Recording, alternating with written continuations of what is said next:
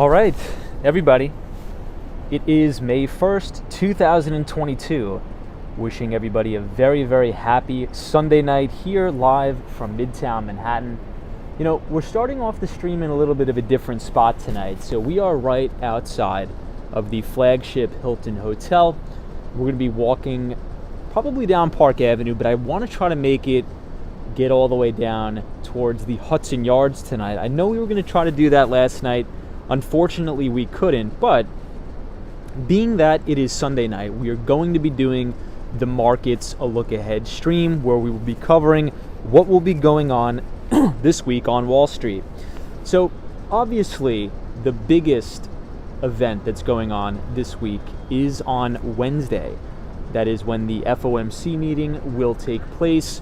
Now, we can pretty much guarantee that there's going to be a rate hike from the Federal Reserve. And I don't think that's the most important thing. What I think the market is really looking towards on Wednesday is some clarity from Fed Chair Jerome Powell and the rest of the Federal Reserve as to whether or how they are going to unwind their near $9 trillion balance sheet.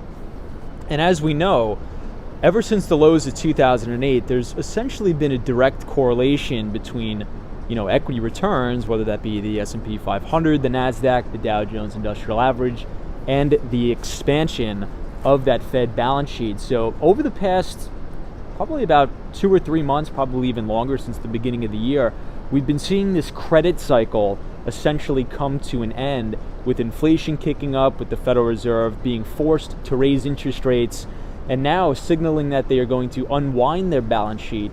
We're seeing the NASDAQ starting off the year, the worst start since 2008.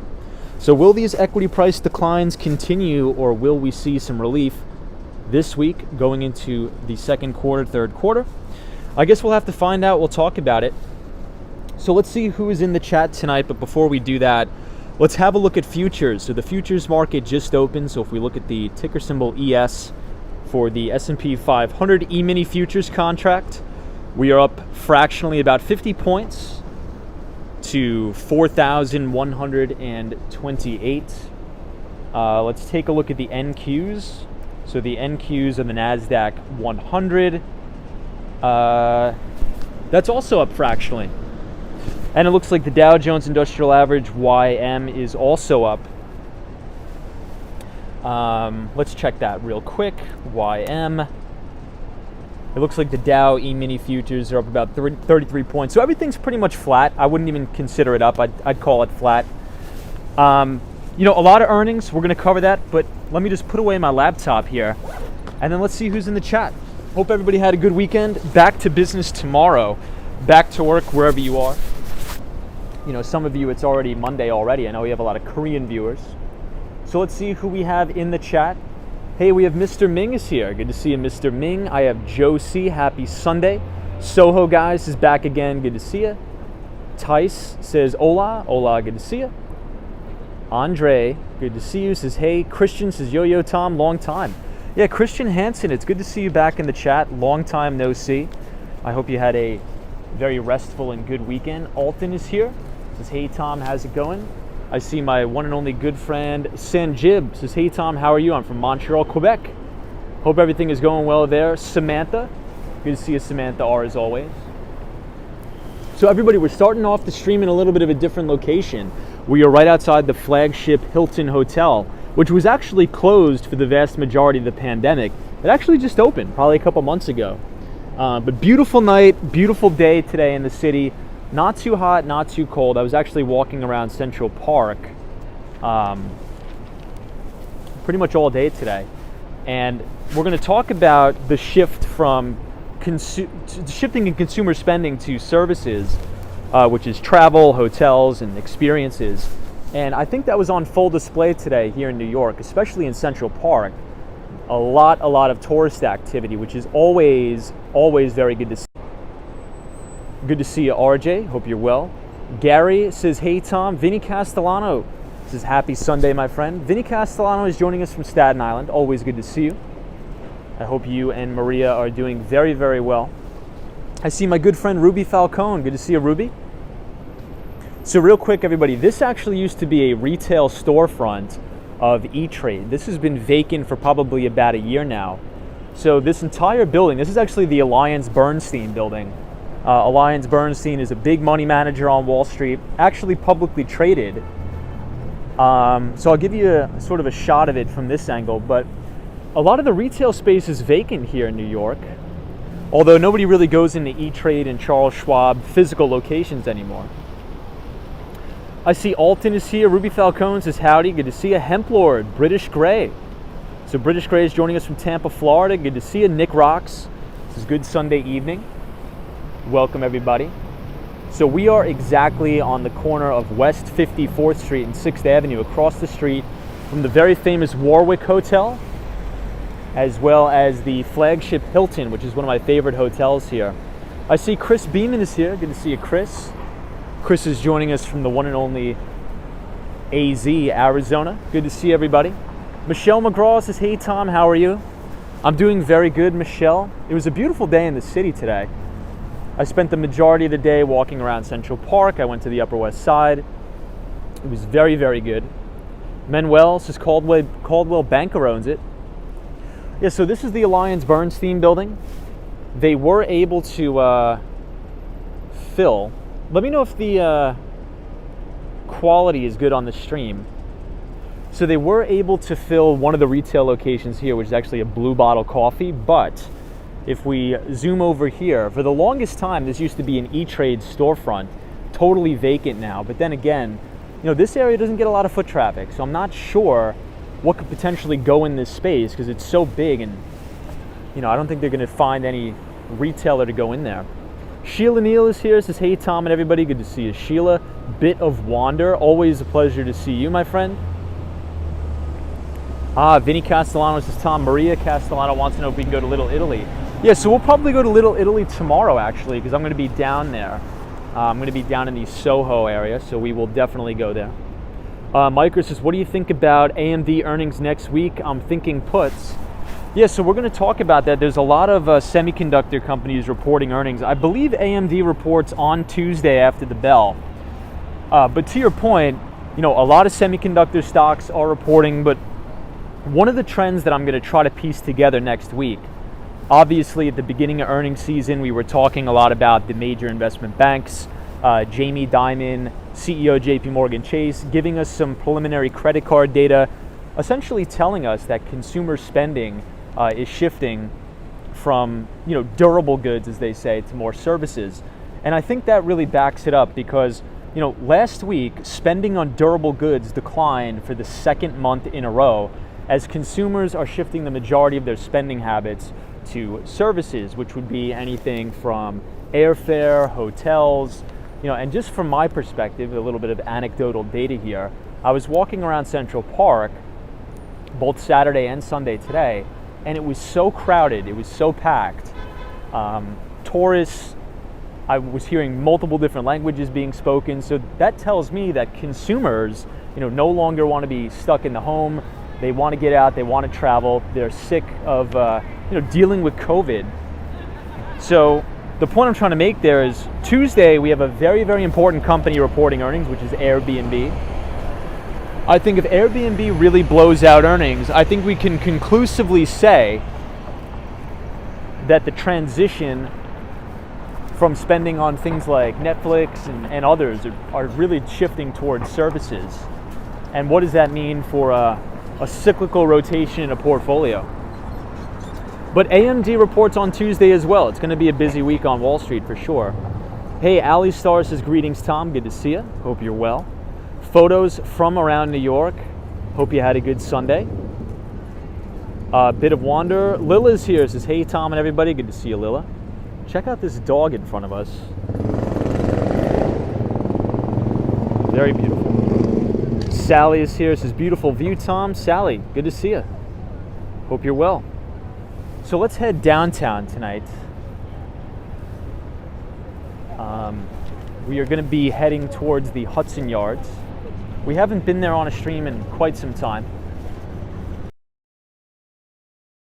Micro, I think AMD reports after hours, if I'm not mistaken. But NXP Semiconductor is also reporting earnings. next week. And I think the biggest thing to look for as a lot of the semis report earnings is if we keep in mind all last year and even right now, we're dealing with the fact that we have a global semiconductor shortage. But I think in a lot of these earnings reports, we're going to be, I think a lot of analysts on Wall Street are going to be asking key questions as to if they see any inventories being built up. Because as companies panic and flip out that there could be potential shortages in semis, what they do is they like to plan ahead and try to get their hands on as many chips as they can, as many chips as possible. So I think what that may cause, and I'm not saying that it will happen, but what it may cause is a buildup in inventories, in which case supply will, for the first time in a long, long time, exceed demand. And I think that could put further pressure on semiconductor stocks, because if you think about it, usually price action is a leading indicator.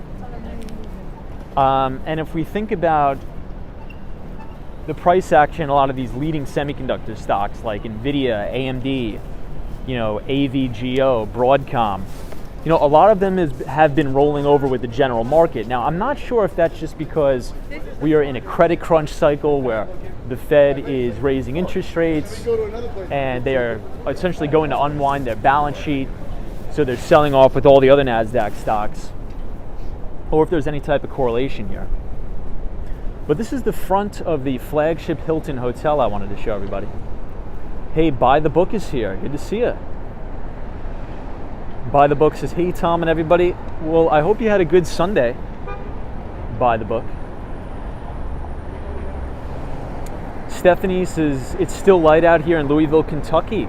Good to see you, Stephanie Stanley.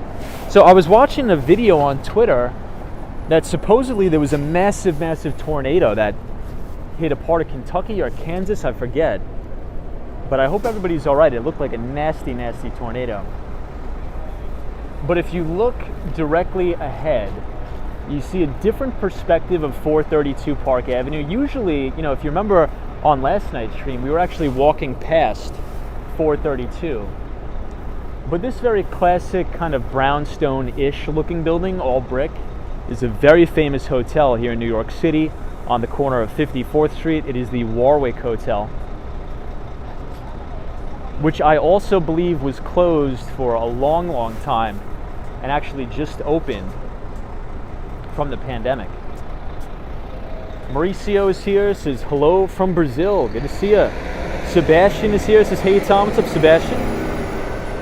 Ruby Falcone, welcome everybody. Chris Beeman says, Tom, we are mid to upper 90s all week, 100 for the upcoming weekend. Whew, that's insane. Well, I think it's supposed to be downpouring rains essentially all day tomorrow here in New York City, so I'm going to have to bring the umbrella as I commute to the city tomorrow. Hey, Atomic Skittles says, Tom, are you going to Washington Square Park tonight? We may get down there, but I think I really want to go to the Hudson Yards. If we do have time for Washington Square Park, we definitely will.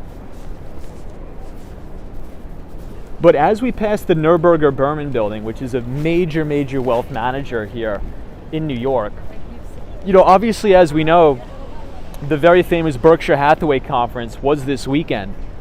And one of the biggest takeaways, and we were sort of talking about this yesterday, but one of my other big takeaways from the conference, and we've been talking about this on the channel a lot, whether we agree with it or not, is the whole theory of ESG investing. And Neuberger Berman and a lot of other firms are really pushing Berkshire Hathaway to release more data in relation to, I guess, essentially their processes about investing in ESG. And if we think about the companies that Berkshire Hathaway invests in, not necessarily the most environmentally friendly, but then again, Warren Buffett invests into very, very old, profitable, very predictable businesses. I mean, I think he's 91, so like a lot of the railroad stocks that he invests in, a lot of the oil stocks that he invests in, a lot of these particular securities don't check the ESG box, or the environmental and social governance. So I think Warren Buffett and Berkshire Hathaway are going to continue to see a lot of pressure from big money managers on Wall Street for additional ESG disclosures and things like that. But to top that all off, if we think about the SEC and Gary Gensler, and I was actually talking, Mr. Wonderful, also known as Kevin O'Leary, was talking about the SEC and Gary Gensler at the 2022 Bitcoin conference in relation to environmental, social governance, carbon credits, and things like that. And I think that I shouldn't say I think, it's very possible that coming down the pike here, any publicly traded company in the United States will be required to disclose environmental and social governance scores, carbon credits, and carbon audits. Now, that's not totally set in stone, but the SEC has given guidance that that is going to be the case. So what does that mean for a lot of companies like Warren Buffett that, although extremely, extremely profitable holding companies, but maybe investing and having a lot of heavy weight in energy stocks, having a lot of heavy weight in freight and rail, what is that going to mean for them? Well, I don't know. I want your guys' opinion. I want to know what you guys think. But if you got the Wall Street Journal today, or on Saturday, there was a really, really good article breaking it down. And I think everybody should read it just to have it on your radar. And speaking of Neuberger Berman, here they are right here. Hey Soho guys, this is Tom. ESG is going away in 2 years. Just watch. I know these things. Yeah, I mean, Soho, it's a very controversial thing, right? But I think it needs to be on everybody's radar, especially, some people in the chat own companies that are publicly traded or sit on the board of companies that are publicly traded. So I think to be aware, essentially, of what the SEC is coming down the pike here. But check out the Neuberger Berman building. We're right outside of the UBS building, but look at how cool it looks with the contrast with the clouds and the building. Very cool. Jonathan Francis, Tom, what happens to his portfolio after he dies? So that was actually another big question at the Berkshire Hathaway meeting, but Warren Buffett says he still wants to remain in the driver's seat, so to speak, at Berkshire Hathaway, but he will probably pass down the company in terms of portfolio management to his sons to run the business, which I think is probably the most predictable idea. Dogman, it's Tom, you ever check to see how much wireless data you go through each month?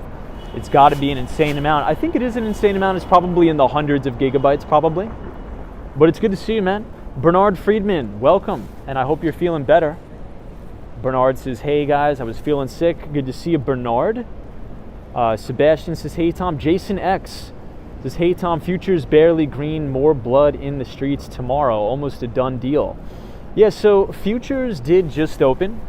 I think they were fractionally green. But I think it's going to be a very, very volatile week. Because not only do we have a lot of earnings reports coming through, the number one thing that we have to pay attention to this week is on Wednesday, when the FOMC meeting, or the Federal Open Market Committee meeting, essentially we're probably going to get almost 100% likelihood, especially looking at the futures markets, we're probably going to get another rate hike, right? We're probably in a pretty aggressive hiking cycle here at the Fed, which I think is also going to put pressure on some of the housing market, which we'll talk about a little bit later in the stream. So I think we're going to see continued volatility until Wednesday, and then I think on Wednesday we're going to get a big move either way in the market, because if Fed Chair Jerome Powell comes out really, really hawkish, I think that could spook the markets even more. But if we look at the performance of the NASDAQ and the general market overall, the S&P, the Dow, the market is really doing the Fed's work for it, right? Pricing in those rate hikes. So it's going to be interesting. It's going to be a really interesting week. Hey, Santo is here. Who Dat Dave says EPA should be responsible for monitoring carbon footprints, not the SEC. Yeah, so Who Dat Dave, I think the reason why the SEC has to get involved here is because what they want to do, and I see your point, by the way, I totally see your point, but the SEC sets the standard on financial reporting, and essentially what they want to do is say, okay, if you're a publicly traded company in the United States, you have to disclose to investors what you're doing for the environment, or if your investments are good for ESG, environmental and social governance. Now, when I say this, I'm not saying if I agree with it, I'm not saying if I disagree with it, I'm just saying I think we need to be aware of it so we don't get caught off guard. But you have a good point. But in terms of financial disclosures, I think that's why the SEC is involved. Hey, Patricia Ivory is here. Says, good evening, Tom. Patricia, always good to see you. I hope you had a fantastic weekend. We are standing right outside of the Radio City Music Hall. RS says, you're good to see you. RS, welcome. Troy says, so I live in Omaha and Berkshire was all the talk. What do you think of Berkshire investing in Activision? So I'm a big fan of Warren Buffett. I think he is still the greatest investor to ever live, obviously due to his returns. But Warren Buffett invests in very, very specific businesses that he knows, right? And I think one of the biggest things that not only Warren Buffett, but Peter Lynch says, is you should only invest in things that you know about. And Warren Buffett knows a lot about very, very predictable businesses, like the See's Candy, you know, all of those type of stocks, like the Geicos, big insurance companies. You know, Warren Buffett knows about those very, very predictable, boring businesses, like the McDonald's of the world, right? And that's why, you know, only up until about 9 years ago, Warren Buffett bought stock in Apple. And I believe, you know, Warren Buffett and Bill Gates are extremely, extremely good friends. Like neck and neck, they hang out, they talk all the time. And Warren Buffett would not invest into Microsoft because he doesn't know anything about software. And he's very transparent about this. So anytime Warren Buffett sort of says, you know, these tech companies are not good investments, or, you know, I'm sitting on $148 billion worth of cash and I don't see any good investment opportunities, I think investors should take that, I don't really want to say with a grain of salt, take it in the perspective that Warren Buffett grew up during a certain time period where the investments that he invested in were more relevant to his time, and that still produced a lot of free cash today. But you know, you're not going to see Warren Buffett going into these, you know, high beta growth stocks. You're going to see very predictable businesses, insurance companies, freight and rail. So I thought it was a great conference, but I did disagree with some of the stuff he said about Bitcoin and tech stocks. But then again, I think Warren Buffett is the greatest investor of all time, and there was a lot to learn from that conference, absolutely.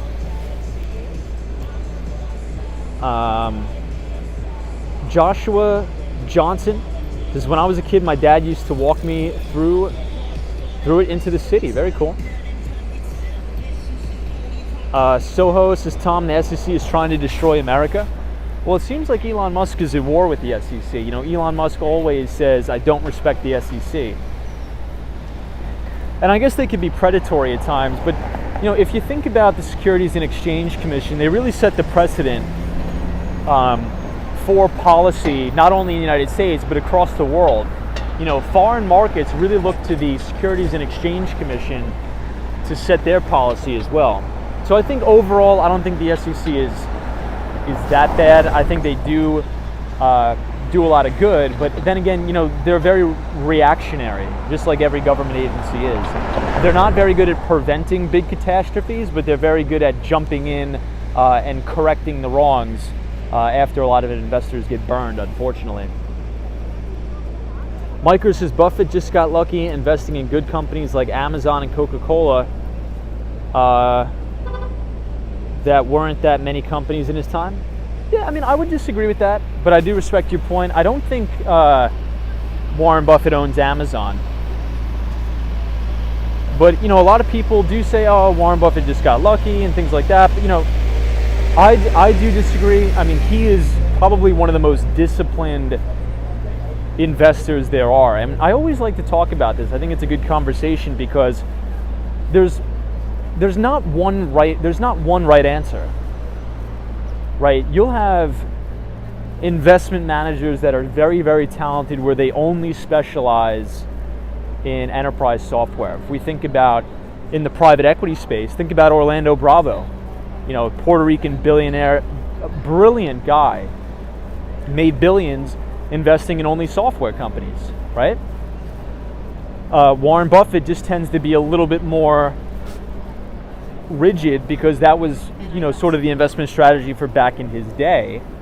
So it's not, anytime we have these debates, I always just try to remind myself that, it's not one specific right or wrong answer, right? Some people say, I'm only going to invest into real estate investment trusts because I want to collect the dividend income. And they say, I don't want to invest in the very high valuation software stocks because I think they're garbage.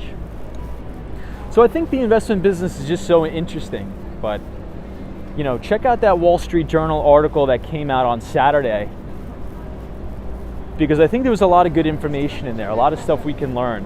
So if you guys want to type in on Google Wall Street Journal Berkshire Hathaway Conference, I think they did a really good write-up about the future of Berkshire Hathaway, the future and the succession plan of Warren Buffett, and who will be taking over the helm of Berkshire once Warren Buffett, no longer wants to do it anymore.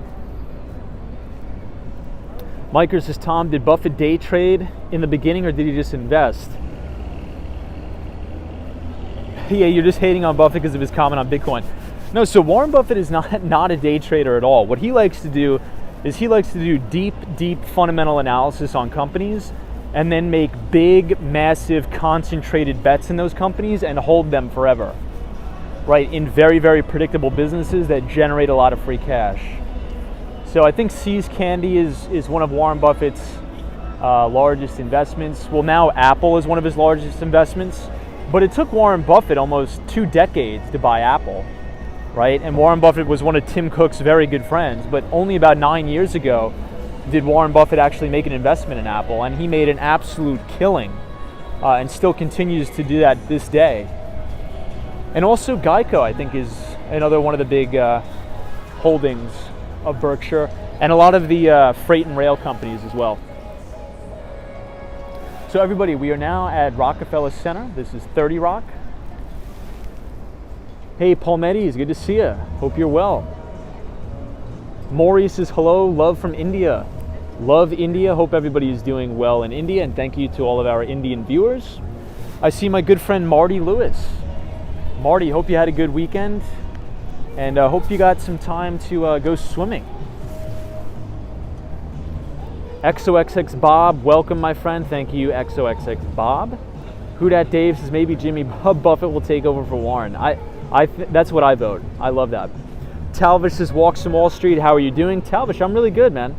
I had a good weekend. The city was absolutely gorgeous this weekend. The rain did hold out, but it's going to rain all day tomorrow. But I'd rather have it rain on a Monday than, on a Sunday or a Saturday when everybody has off.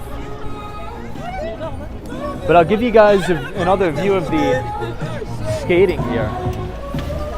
But if you guys are enjoying the stream, feel free to like the stream and subscribe to the channel if you are new. This is the brand new Rockefeller Center, not ice skating rink, but roller skating rink.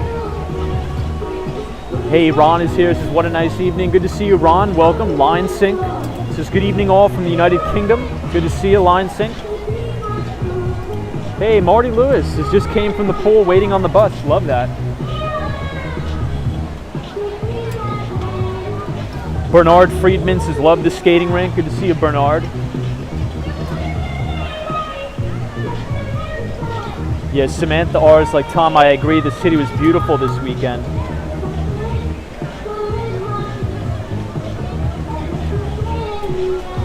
XOXX Bob says, no rap skating tonight. I know, a little bit different.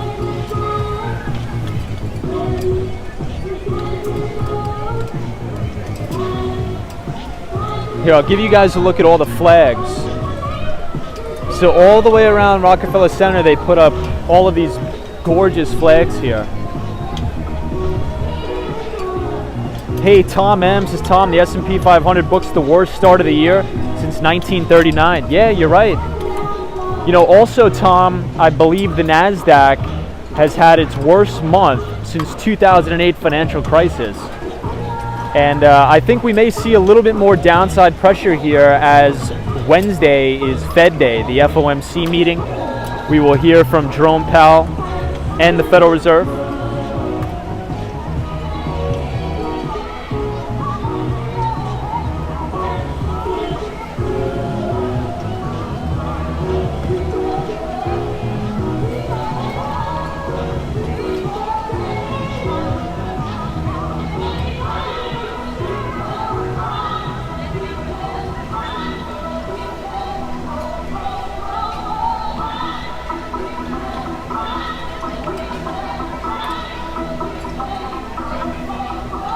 So let's walk to the other side so I can show you guys the view from standing over here.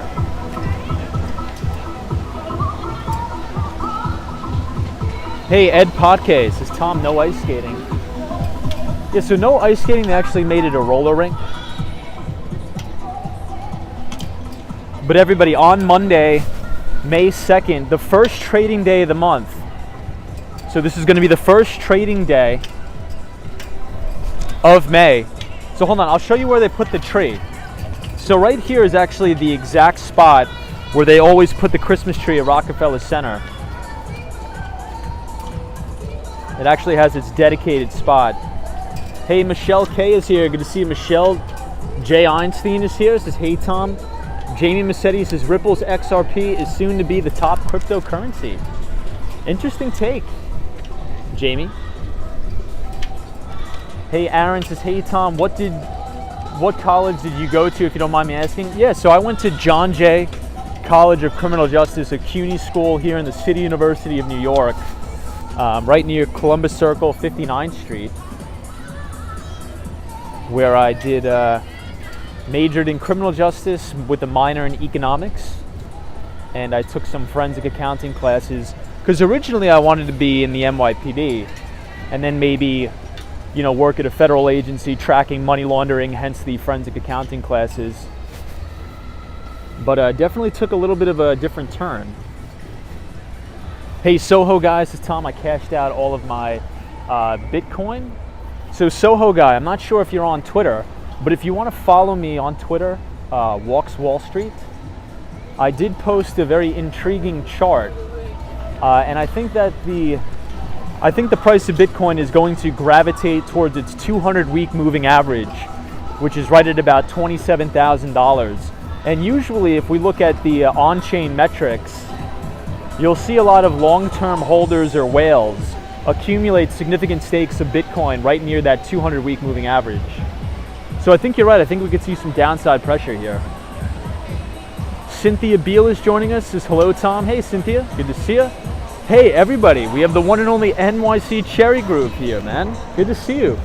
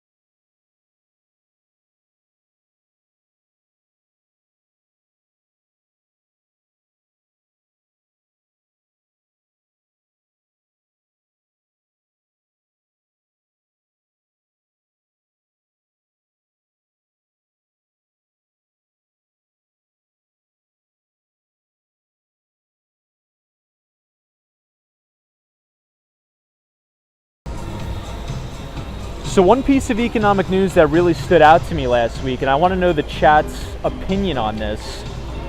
So weekly mortgage applications were down about 65% last week. I mean, that's a significant number. And I think as that 10-year treasury yield continues to move up, you're going to see upward pressure on that 30-year fixed rate mortgage. So in your specific markets, wherever you guys are across the United States, what are you seeing from a perspective in home loan demand or home sales? Do you still see a crazy market? Do you still see people coming in, over ask? Or sort of what is the view locally in your market?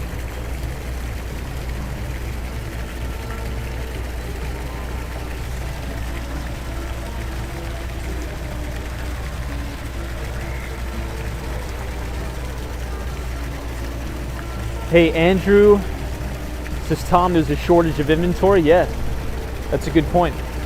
Corey says, Tom, Austin, Texas area is crazy. So things are still crazy.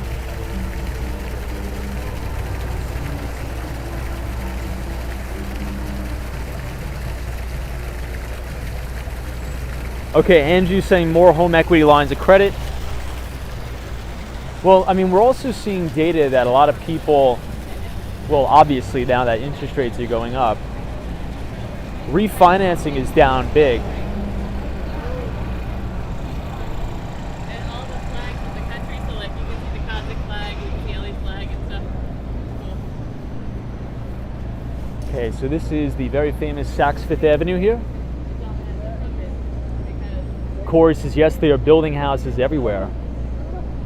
Line 6 is just for info. It's a public holiday in the UK on Monday. Hey, which holiday is it on Monday? Hey, Mike says the market is good here, pretty random at times. Mike, where is that, if you don't mind us asking? Chris Beeman says, good thing. Water is coming from the fish's mouth, I know. Yeah, Andrew says that 30 years around 6% now. So, I mean, even historically, if we think about historical rates, 5 to 6% is still pretty low. But, for over the past 10 years, we've had, artificially low interest rates from the Federal Reserve. And I don't think a lot of consumers or home buyers are really used to this. So I think we're going to see a little bit of a liquidity crunch here. And I think you are going to see home sales fall off a cliff here. And hopefully that puts some downward pressure on real estate prices.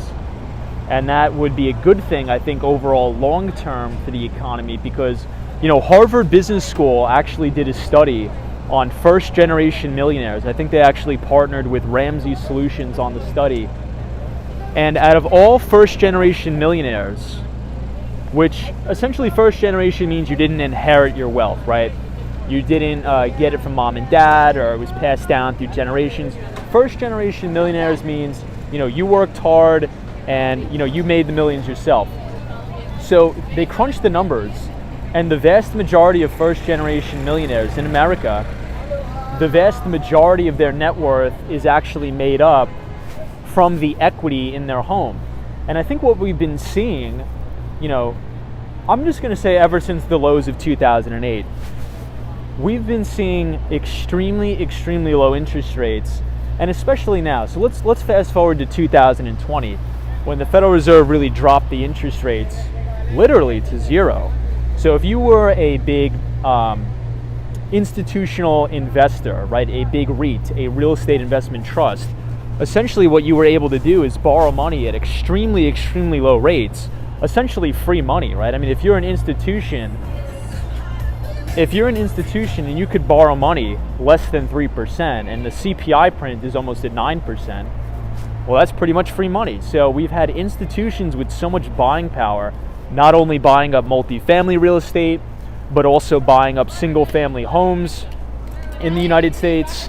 And that's essentially turned the United States into a renter nation, and they're pricing out a lot of individual investors, like me and you and many people in the chat, from buying a home. So I think if real estate prices can come down here, we could cool off a lot of this mania activity where many people are, waiving their home inspections. They're doing all this crazy stuff that is so euphoric and so reminiscent of previous crashes in the past, I think that'll allow the average American maybe to acquire a property and purchase an actual asset where maybe they can live in it or rent it out or do something like that.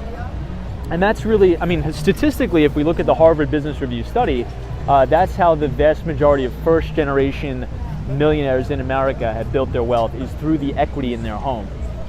So what are you guys' thoughts on that? Do you see the housing market slowing down anytime soon? Do you see that, the 6% 30-year mortgage, is that going to put some pressure on home prices? What do you think? Or do you think there's just so little supply that this thing's going to keep going up?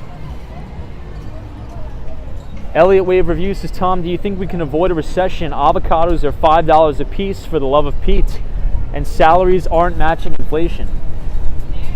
Well, that's going to be really hard. I think that's going to be really hard. But essentially, if the Federal Reserve wants to avoid a recession, they have to go for what's called a soft landing. But I think it's going to be really hard for the Federal Reserve to not only knock out inflation without also knocking down the prices of equities in the stock market and killing the economy. I think the unemployment rate is 3.6%, which is some of the lowest numbers ever, but I think it's more important to pay attention to that labor force participation rate, in my view. But I think it's going to be really hard. What about you? Hey, Iris's tomato is $2 or $2, 3 for 1. Unfortunately, I think we're going to see the price of a lot of food go up exponentially next year, mainly due to what we're seeing in the Ukraine as well as Russia. If we think about wheat, the price of wheat, I think, is going to go to the moon because the vast majority of wheat is actually produced in the Ukraine and Russia, and we are missing a very critical growing season right now. Rob DeCaro says, any of you guys remember the Brady Bunch kids back in the 1970s? I do remember the Brady Bunch show, but I was born in the late 90s, so I don't remember them. Andrew says, won't builders see that there is a shortage and capitalize?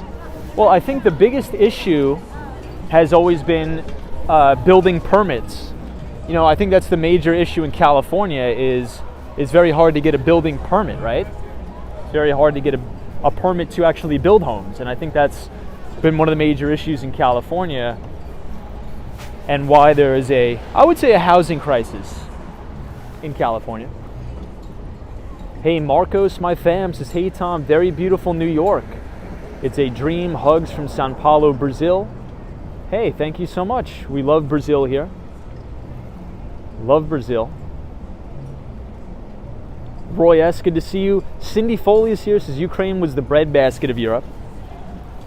Yeah, and you know what? I think that's why we're seeing a lot of these fertilizer stocks get a big bid as well on the street. So this is where they shoot the Today Show. I love these American flags here. Duta says, Tom, the cost of chicken in my local Walmart went from $1.49 to $2.28 a pound. That's insane. That's insane. Jennison says, Rio de Janeiro. Love Rio de Janeiro. Good to see you. Ken Glass says, hey, Tom, upstate New York has hit top, starting to soften. I could see that. I'm not sure. I'm not a big fan of upstate New York, but I think we could bring a lot of jobs back to upstate New York with Bitcoin mining. So this is the Today Show studio. And I think they're setting up for the NBC Nightly News here.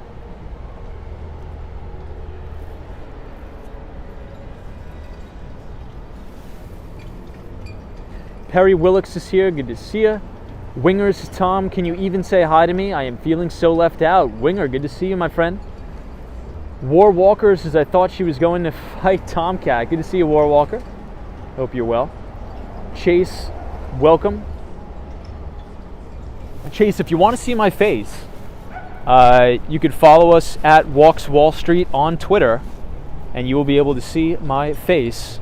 So I'll give you guys one more shot of the studio. This is actually where they filmed the Today Show as well as the nightly news, NBC Nightly News. Jared Covey, what's up? Raul says, hey, Tom, how is everything? Greetings from Colombia. Awesome. You know, I had a really good Sunday, had a really good Saturday.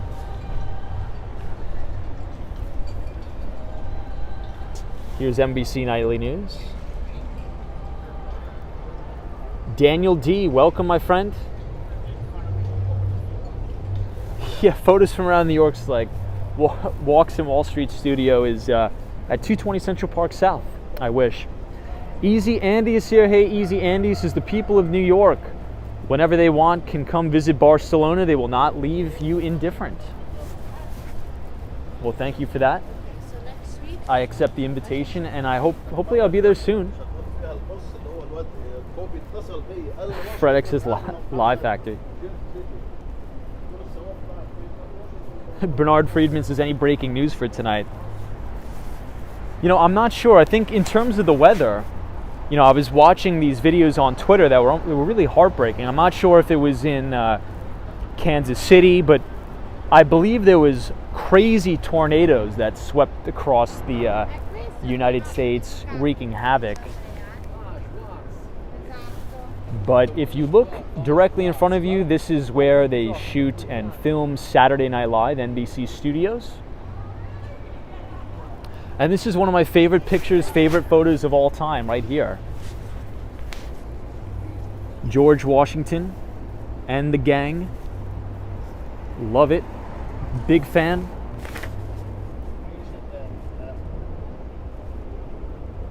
Cato Gomez says, Selena Gomez, I love you. Thank you. Winger says, I love your live stream, Tom. I also joined your Discord group. Well, thank you for joining.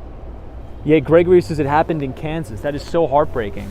You know, I've never seen an actual tornado on camera before, but the drone footage of that tornado was just insane. It literally takes the houses and just rips them to shreds.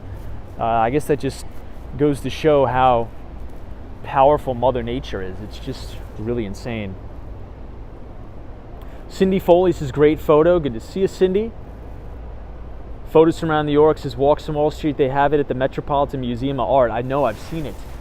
That's one of my favorite photos of all time. I mean, if you look at that photo and you're not excited, I'm not sure what will get you excited. But I'm not sure what this is, but it looks very unique.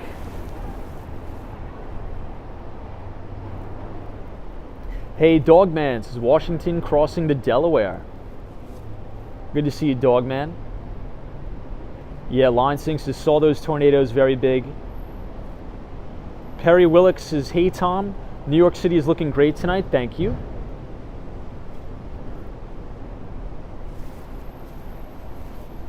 Wow, Chris Beeman says, I was through a tornado and it ripped my grade school apart in Chicago. Yeah, that's not good. That is definitely not good. So looking forward to Tuesday, we have AMD Advanced Micro Devices reporting earnings. I think the most anticipated earnings report for me next week is Airbnb reporting right after AMD on Tuesday, May 3rd. Then we have DuPont Energy, a lot of the materials, Marathon Petroleum, S&P Global, and Starbucks, ticker SUBX. So I'm really, probably on Tuesday, I'm going to be on the Airbnb conference call as well as Starbucks. Not the AMD conference call, and I'll tell you why.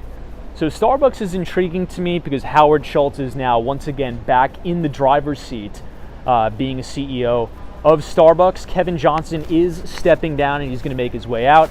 Obviously, Kevin Johnson came over to Starbucks from Microsoft to really help Starbucks build out that mobile order and pay unit, which I actually think he did a good job. But here's the issue. There's been a lot of Starbucks stores across the United States unionizing, and the corporate umbrella, I should say, doesn't like that. Now, I'm not going to say that's a good or bad thing. I'm just going to say Howard Schultz and a lot of shareholders at Starbucks do not want unionization. So I think that if Howard Schultz comes back, and he is, I think you're going to see a lot of measures put in place to put essentially the responsibility of making employees feel happy, employees feel like they matter. A lot of that responsibility is going to go back to Howard Schultz's hands. And I think he is going to not only increase employee retention, I think he's going to offer Starbucks employees much better benefits, whether that is addition to equity stock options, bigger benefits, greater employee or tuition reimbursement programs.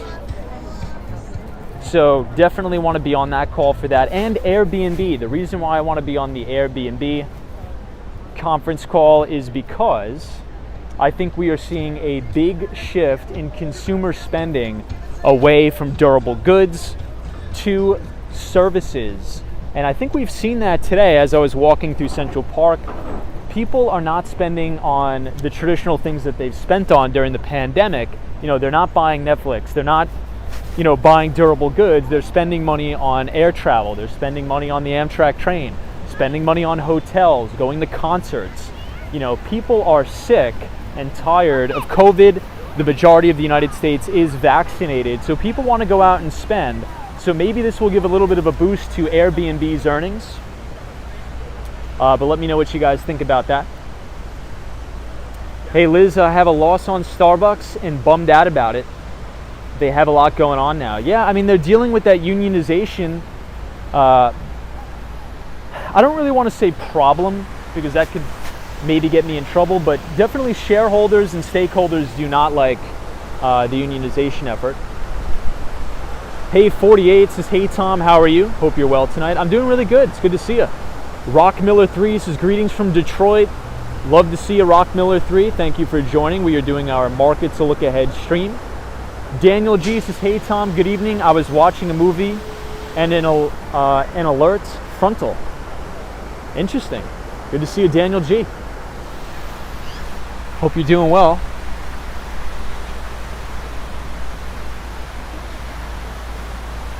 Hey, Jay says, good evening, Tom. I did not work today. It's always good to take a day off, Jay, so good to hear that. Andrew, I do not own any I-bonds. I think I'm a little bit too young for that. Yeah, XOXX Bob says, Starbucks will be fine even with unions.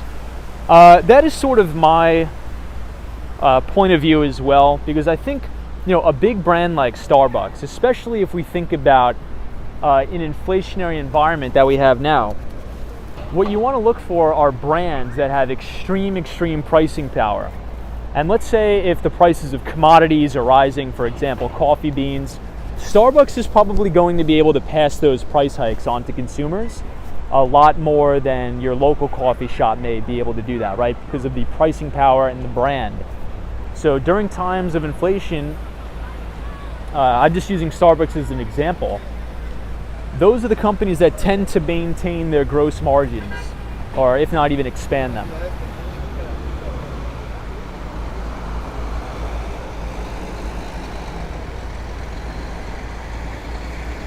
Lena Sandoval, welcome.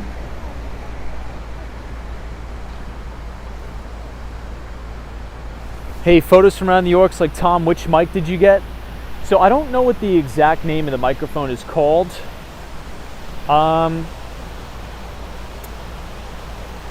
NYC Cherry Groove.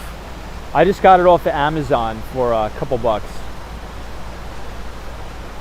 Hey, Blano says, Tom, what camera do you stream with? I stream with an iPhone 11 mini. Hey, George says, do you think Bitcoin will be a good investment if a global recession happens? Well, right now, Bitcoin is a risk-off asset, or risk-on asset, I should say. But I think over time, the correlation to the NASDAQ will decouple. But I think it's always good to have exposure to Bitcoin, but I can't give out any financial advice. In-depth take on my thoughts around Bitcoin and other cryptocurrencies.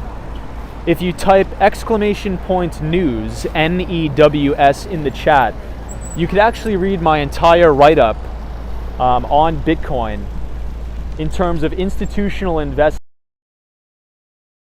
in Bitcoin. I had a press pass to the 2022 Bitcoin investing conference, in which case we heard from a lot of institutional investors of sovereign wealth funds and things like that. So I think from a digital store of value standpoint, from a asset that is totally unconfiscatable. I do see value in it. But, as the Federal Reserve, the Fed drives this market. There's an old quote by Stanley Druckenmiller. And Stanley Druckenmiller is really renowned as one of the greatest investors of all time. The number one thing he looks at is, what is the Federal Reserve doing? Right? Because if the Federal Reserve is raising interest rates and they are tightening, you're probably going to see a broad-based decline in pretty much all markets. And I think that's what we've been seeing right now. Hey, Brad's Brain says, Tom, unionizing Starbucks. That age group employee only cares about wage. Trust me, Howard raises unionization argument goes away. Yeah, so, it's interesting. I was reading an article in the Wall Street Journal about 2 weeks ago. And it seems as if every single time Howard Schultz is sort of the leader at behind the driver's seat or behind the steering wheel of Starbucks, employee morale tends to improve, company culture tends to improve, and I think really the only reason for that is because Starbucks is really Howard Schultz's baby, right? He's the one who really made the company what it is today. Although I will say that I think Starbucks needs to fundamentally adapt and redefine their business model. And here's what I mean. I'm not sure if anybody has ever read any of Howard Schultz's books, but one of the main themes of his books is he always wanted to make Starbucks the third stop, the third main stop. That was sort of my big takeaway from reading all Howard Schultz books. And essentially what he says is, people go home, people go to work, and he's like, I want people to go to Starbucks and sit down and have conversations and talk to people. But now, ever since the pandemic, you're seeing, ever since I've been listening to Starbucks earnings reports, the vast majority of their revenue does not come from in-store purchases. It all comes through mobile order and pay, to-go orders, as well as drive-through orders. So I think they're going to need to adjust their marketing strategy and adjust really their overall strategy to adapt with the times. Because if we look at the data, less and less and less people actually stop to sit down and spend money in the shop. Things are shifting to more to-go, more drive-through, mobile order and pay. And I think we're seeing this at other fast food restaurants as well, not just Starbucks. We're seeing this at Chipotle, ticker symbol CMG, which is a company that Bill Ackman has sizable investments in. The vast majority of new Chipotle stores are all built with drive-thrus. Jonathan France says, and worry more about coffee than politics. Yeah, that's true. Cindy Foley says, my daughter worked there and was treated very well. Yeah, so Cindy, in my view, and I mean, from reading Howard Schultz's books, it's really, it was really impressive to me how you could be a barista at Starbucks, get your college paid for if you go to the University of Phoenix, get stock in the company, like they'll actually give you shares of Starbucks stock, in addition to the tuition reimbursement program. I mean, how many entry-level jobs could say that? Right? I mean, that's just my view, but let me know what you guys think. Hey, Kay is here. Good to see you. Warwalker says, don't get clocked, Tomcat. Yeah, we're going to try not to. No getting clocked tonight. Supposedly, yesterday there was a big boxing match. Ireland and Puerto Rico. I think we just missed it on the stream. Yeah, Jared Covey says Panera added the drive-thru as well. Line Sync also saw Bill Gates reminding folks COVID is still very much with us worldwide, much as we'd like to be otherwise. Andrew says, Tom, same with Netflix. Hey, Charlie Richardson is here. What's up, Charlie? Hey, I hope you had a good weekend. Charlie Richardson, always good to see you, my friend. Thanks for being here. Kenneth says, don't settle for fast food job. Come on, people. Yeah, so Kenneth, we're talking about like entry-level positions and things like that. But then again, I mean, at Starbucks, if you work in the corporate entity or the corporate office, you could actually make a lot of money, have a very, very good rewarding career if you work your way up on the corporate side too. Photos from around New York, says Tom, I had no idea that Starbucks had so much tied to their mobile orders and digital. Yeah, so if you look at some of the old interviews with Kevin Johnson, Kevin Johnson does not have a background in food service. Howard Schultz hired him because he was a big executive at Microsoft at the time. And he really built out their mobile order and pay.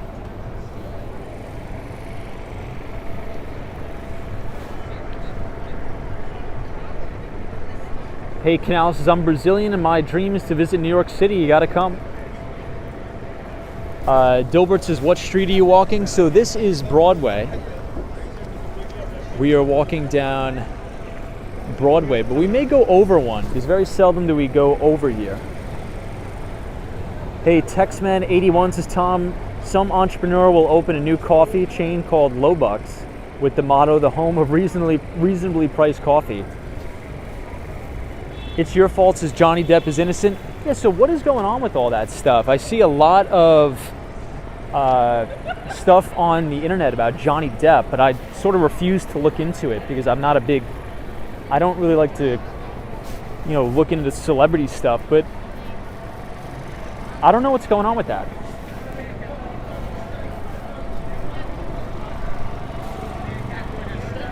Hey, Kang says, I see you on Earth Cam, Tom. Thank you.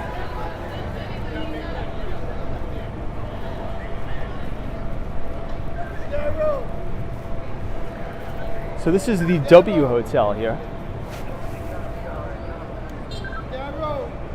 And if you look straight across, you will see Juniors.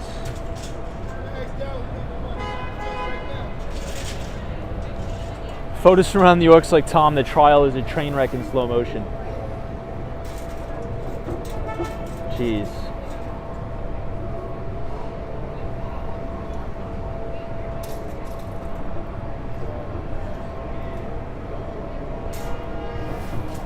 All right, let's actually go over one more. I don't really want to walk through Times Square tonight. Maybe I'll have to take you guys to Becco. We'll have to see.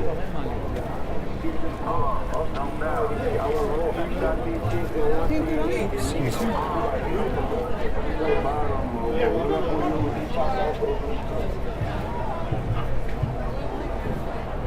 Take a little shortcut through the CVS. Hey, Miss Brown Eyes is here. Good to see you. Miss Brown Eyes, thank you so much for the $5 donation. You are way, way too kind. And I hope you had a fantastic weekend. Miss Brown Eyes, thank you. Hey, Marker says, Tom, it is looking pretty lively tonight. It is. It's looking extremely lively, and I think people are just getting out of this show, Chicago here.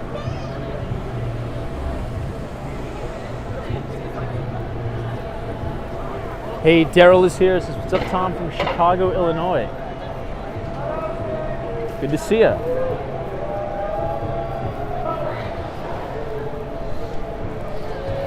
So I'll stand across the street so you guys can see. This is where I think a lot of the people will be coming out here to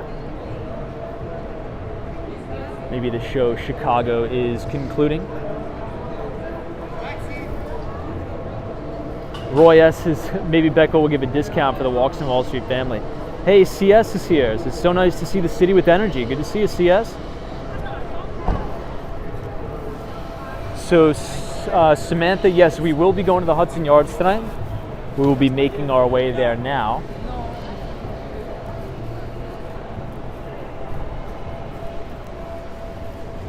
Ooh, let's cut through here. I don't think we've ever been through here before.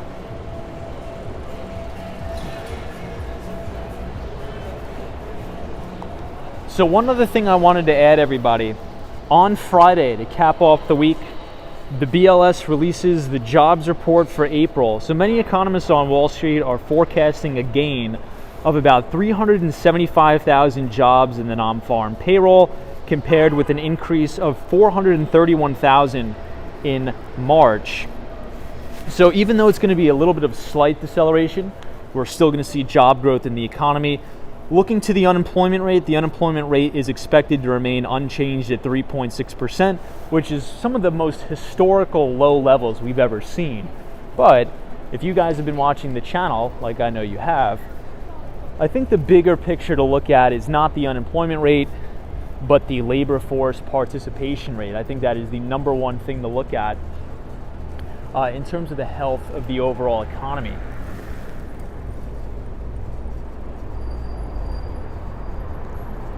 Hey, Kim Grant is here. Good to see you, Kim.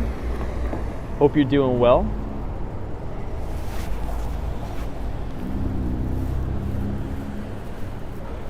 So I think the Church of Scientology is coming up here very soon.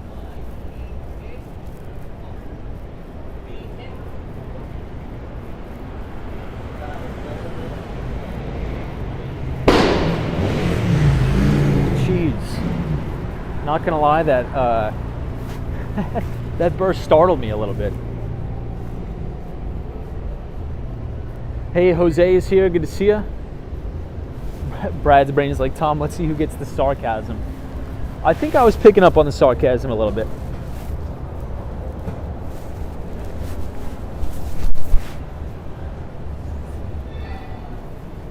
So, I mean, you're not in New York City unless you have scaffolding, and we do have a ton of it here. Hey, Eyeglass Lady says, good evening, Tom. Good to see you, Eyeglass Lady. We've been streaming for about an hour. That means we may have to take one water break. We'll do that in a minute.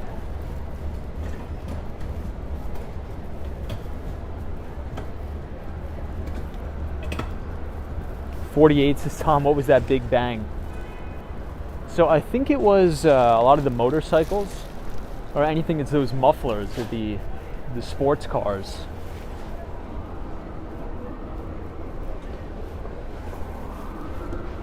Yeah, ladies, you need eyes in the back of your head. So check out this building. I think this is one of the newer buildings here on 8th Avenue. You know, we never really stream on 8th Avenue, but it's always good to see. Hey, Dolly Girl Twins says, how is your evening? My evening is very good. You know, we were just doing a stock market, a look ahead stream.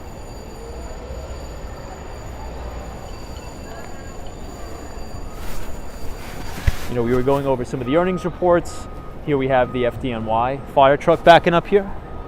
Love the FDNY. Big respect.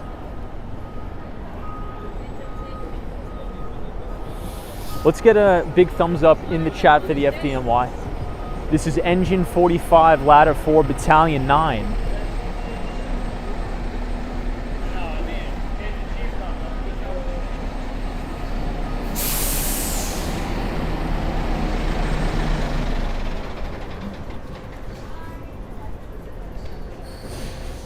Pride of Midtown.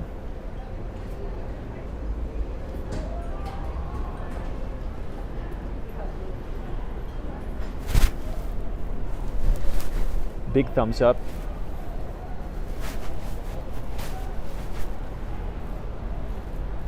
Wow, everybody, I feel like we've transcended into a different world. 8th Avenue is not as hectic as Broadway. Or maybe I spoke too soon. Hey, Lisa says, I've been following you for a while. Finally glad to join and subscribe to your newsletter. Thanks for all you do, Tom. Hey, Lisa, thank you for saying that. It means a lot. And thank you for reading the newsletter. If you're enjoying the newsletter, guys, feel free to share it with a friend. I think we're almost at 1,000 people. We're almost there at 1,000 people. So once again, thank you for that. Much appreciated. So this is West 47th Street and 8th.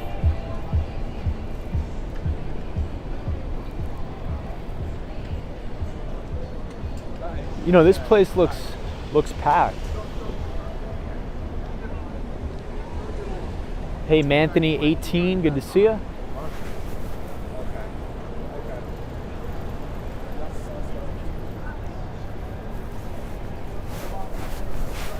So I know we have viewers from all over the United States and all over the world here. So I was just telling everybody, being that Airbnb is going to report earnings this week, I was sort of looking into some anecdotal data. So what I've noticed today, walking around the city, walking around Central Park on Saturday and Sunday, I can conclusively say there's a huge uptick in tourist activity. So when we were talking about the major investment banks on Wall Street reporting earnings, they've stated that there's been a significant shift towards spending on durable goods to spending on services, which could be anything from spending on hotels, airfare, travel. And I think I could see that here. As I was walking around Central Park, I heard people speaking multiple different languages, so many people, and that's such a good sign to see that tourism is coming back. So what are things like in your neck of the woods? Are you seeing more bars and restaurants crowded? Are you seeing hotels, maybe last time you stayed at a hotel, are you seeing those hotels crowded or booked up?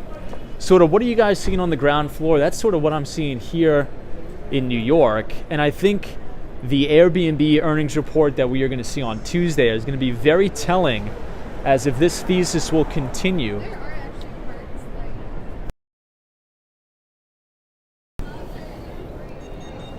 Hey, Mike C says eventually there will be a Behind the Street newsletter on air shout out on CNBC. Hey, awesome, dude. I can't wait.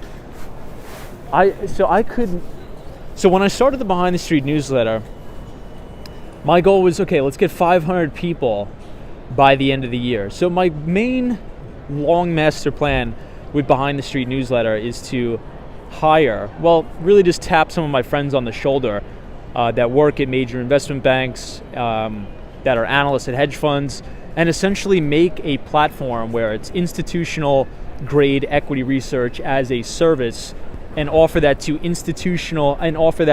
retail investors like me and you and everybody for free, but run advertising. So I want to try to level the playing field in terms of institutional grade equity research that a lot of ultra high net worth people pay $20,000, $50,000 a year for. These major investment banks like Goldman Sachs. So if I can grow the newsletter to about 1,000 people, then I'll be able to, which I think we're there already, then I'll be able to ask one of my friends that works in sales and trading at Goldman, maybe to write an article, write a piece, go to my friend at Morgan Stanley, write an article, write a piece, and then go to advertisers to support the platform, in which case we could mass market institutional investing as a service to retail to sort of level the playing field. And this way nobody has to pay for institutional grade equity research. It will be free for everybody, written by people who work on Wall Street and in enterprise tech. So that is the goal. So if you want to be a part of that, if you type !news, NEWS in the chat, click the link that the Nightbot will drop, punch in your email, and you can sign up for free and receive an institutional grade financial newsletter every week. So this looks to be like an NFT billboard, right? Kind of strange. Hey, Silva Inc. YT is here. Good to see you, Silva. NE says, I've heard working in trading is a financially rewarding career, but it doesn't have many transferable skills. Sales and trading, I think it has a lot of, sales and trading at the major investment banks is one of the departments that's in structural decline, right? Because the majority of trading on Wall Street is all algorithmic, it's all machines. But I think sales skills in general are probably some of the greatest skills you can learn, in my opinion. Hey, MBA Elias says Marriott, Hilton, and MGM also report this week, in addition to Airbnb. Yeah, you're right. So MBA Elias, what are your thoughts? What are your predictions? Do you think we're going to see strong numbers and strong forward guidance from a lot of these companies? I think the biggest thing to look for is the guidance, but I'd love to know your thoughts just to get some ideas out there. Hey, Tariq, good to see you. Hope you're doing well. Yeah, so think about this, guys. I mean, you've been watching the stream for a really, really long time. This is a Sunday night in Manhattan. Obviously, maybe a little bit biased since we're in Times Square, but it seems like a lot more people are out now. Maybe that's just because the weather is getting better, but I can conclusively say today in Central Park was packed. Hey, JL is here. Says, hello, Tom. I hope that you are well and it doesn't rain throughout your stream. So I think the rain is supposed to start tomorrow morning. Hopefully it does hold out, to your point. But let me get a quick drink of water and I will give you guys the QR code to scan, as always.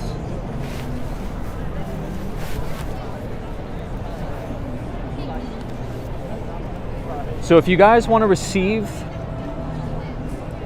the free copy of the Behind the Street newsletter, if you scan the QR code on your screen, it'll bring you to the landing page where you could punch in your email address, and every single Tuesday after the stock market closes, I will send you a free investing newsletter, not only covering the US equities markets, but also emerging markets, the housing market, fixed income, as well as cryptocurrencies. So if you want to be a part of it there, scan the QR code, punch in your email, and it's a good way to connect with us, share ideas on the market. And now I got to get a drink of water really quick, so please stand by, and I will sit you guys down on the garbage can to enjoy Times Square.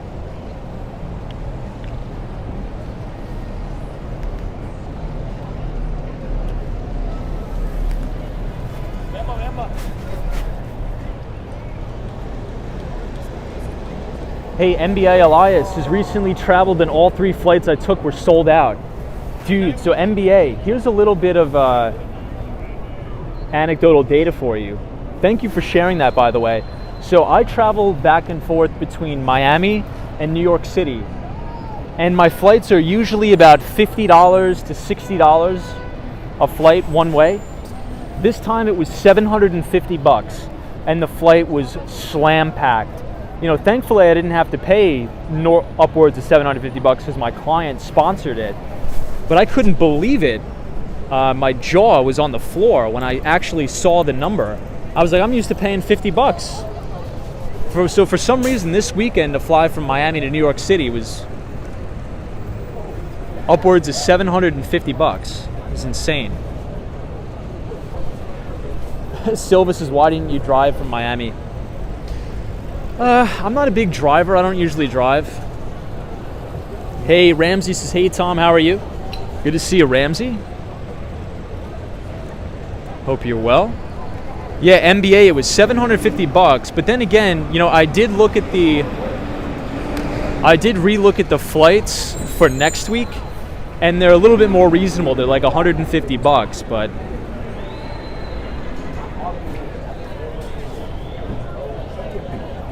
hey, Soros is Passover and Easter. You know, you're right. So yeah, it was Jewish holiday. So maybe there was a lot of people flying back and forth between Miami and New York City for that. Yeah, line sinks is 15 times your usual fare, I know. Hey Ron, thank you so much. David says crowds going into the city was light, going home was heavy on the trains. Yeah, so David, to your point, you know, here's what I've noticed, and let me, you know, I know we have a lot of New Yorkers in the chat, so let me know your thoughts, and let me know if we start to buffer on the stream too, but I've noticed a lot more traffic in New York City on the weekends as opposed to during the work day, and I think that's because many people are not yet back to the office. I still think there's a lot of remote workers, and that is something that the brand new mayor, Eric Adams, has been working on to try to bring people back to the office. But I think people are more along the lines of going into the city on the weekends to have a good time, to go out to eat, to maybe go to the clubs or the bars, as opposed to going back to the office during the weekday. Yes, Silva Inc. YT says it's so horrible on the weekends. I agree. You know, to put it in perspective, before, I don't really want to walk this way. I think we're going to walk the other way. Before COVID, I would have to stand up on the train. I couldn't even get a seat. I would have to stand up on the Long Island Railroad. And now, whenever I take the train into the city on a weekday during rush hour, the trains are completely empty. So I think that, as we know that remote work is still probably a prominent thing still in the United States and globally, we're seeing a lot of traffic down during the weekdays, but the weekends, I think that's when everybody goes back to the city. So let's actually go around the block, because I think it's going to be a little bit too crowded there. Hey, Andy S. What's up, man? Always good to see you, Andy.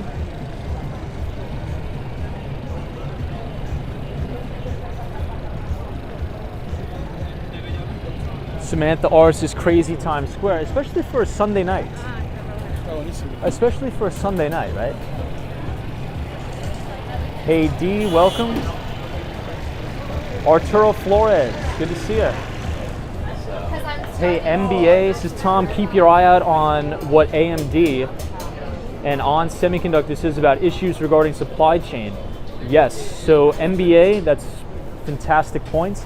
I think also NXP Semiconductors is reporting as well. Here's the main thing I'm going to be looking for, and let me know your thoughts. Obviously, we've been going through this massive semiconductor shortage, supply chain issues, and I think we are just reaching that critical mass where we could be entering a point where inventories are actually building up and supply is now outweighing demand, at least for the short term. And I think the market has really been pricing that in. So when AMD reports on Tuesday, I think many analysts on the street are going to ask about, what do you think the forecast is? Are you seeing inventories pile up? Do you think that is going to stifle demand going into... I thought that guy was Bill Maher for a second. I was going to say what's up, but it was not him. Anyway, I get distracted very easy. But yeah, I think the number one thing is, are inventories building up? And if that is the case, I think that could put short-term pressure on... Ooh, I think there's a guy laying on the floor there. Mike C says NVIDIA video cards are finally back to normal levels. Yeah, so NVIDIA is really trying to break into selling chips into the data center and cloud computing as well. I think that's one of their biggest pushes now. You know, NVIDIA, every time I think about NVIDIA, I think of gaming. Jay says, would that be Tom Edison?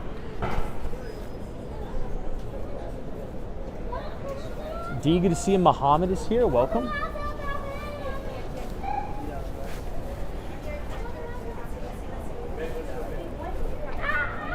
Line 6 is Tom, red carpet for you. I know. Hey, Andy S says your live stream is always the best quality. Thank you for that. Much appreciated. MBA says exactly, could reach short-term excess of inventory in semiconductors. Yeah, that's what I'm thinking, and I think that's why we've actually seen a lot of these semiconductor stocks roll over already, because usually the market is a forward-looking indicator. So I think you could be right. I think you're spot on. On Tuesday's stream, we will be doing an inclusive, we'll probably spend the majority of the stream on AMD. I'll give this a quick pizza rating. Just by looking at it, I could give it a score.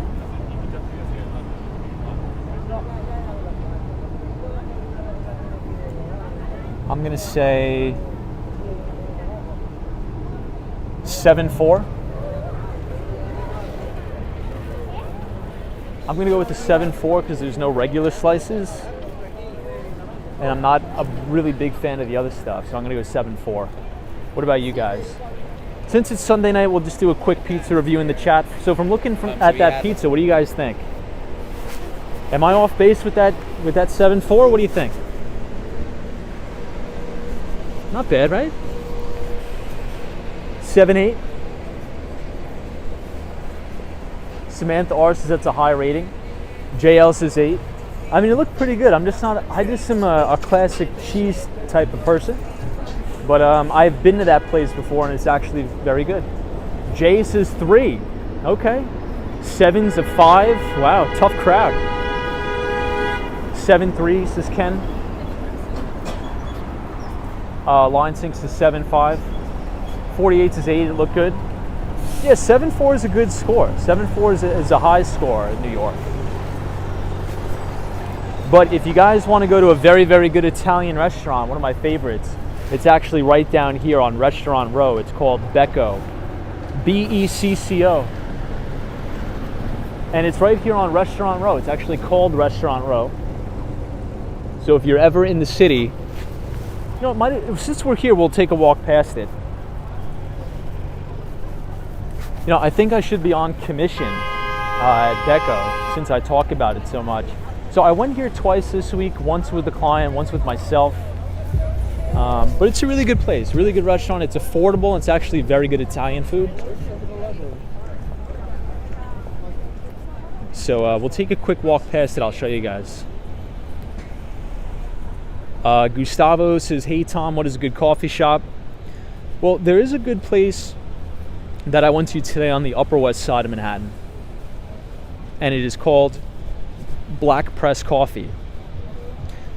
And it is very close to the Dakota Apartments. I'm sure everybody knows what the Dakota Apartments is if we think about John Lennon. I'm not sure if Mark Davis is in the chat, but that is one of his favorite buildings there. So that's a really good place. Very nice atmosphere there as well.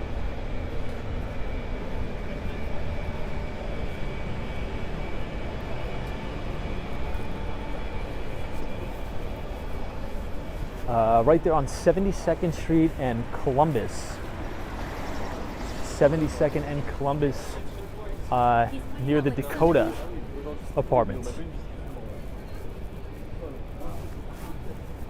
So here we are in New York City's Restaurant Row. Hey, Cool Weather Farmer is here. Says hello everybody, good to see you. Candace Allen is here. Says things are back to normal by me. Awesome, Candace. From my Yeah, Jonathan Francis, love the goth lamps out front of the Dakota. I think they're the original oil lamps as well.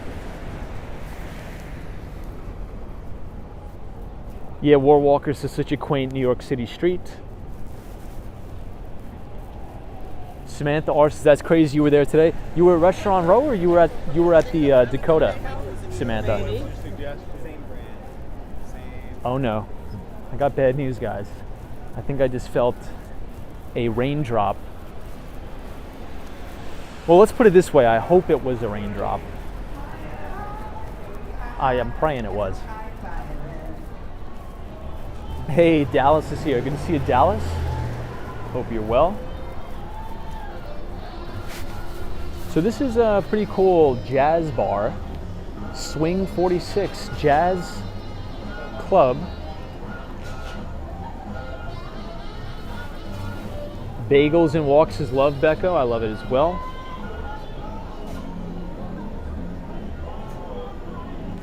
Dilbert says native New Yorkers look like friendly people. Thank you.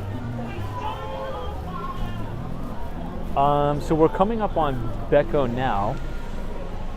Let me just step over the big piles of trash on the outside.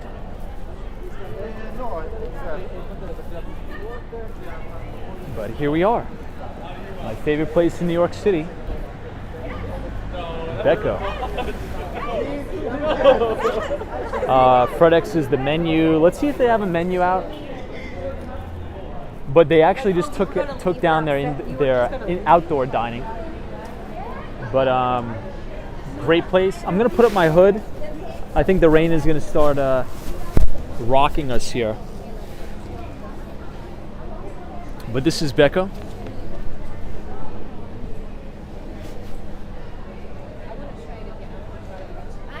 One of my favorite places in the city. Dallas says, hey Tom, I'm sorry I haven't been on the streams lately. I've been busy the last couple weeks. No problem, man.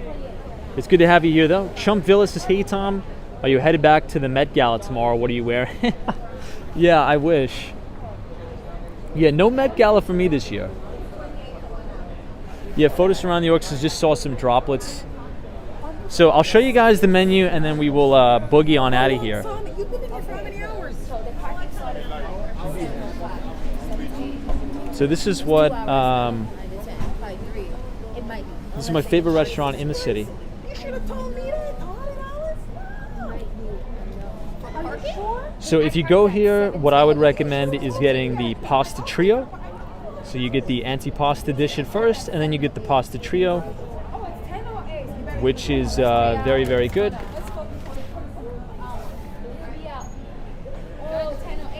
Bagels and Walks is Becco's is my favorite. It is my favorite as well. Mix is what camera you're using for the live stream. We're using an iPhone 13 mini, but I think we have to go because it's raining now. So let's head out, my friends. But great place, Becco. So tomorrow I think it's going to rain almost the entire day. So as I commute to work, we are going to have to bring the umbrella. Ruby Falcones is decently priced. Yeah, so Becco is one of the greatest restaurants in the city for its price. For its price. So just to give you an example, so I get the pasta trio, which is unlimited pasta. They come around and give it to you until you get, essentially until you get full.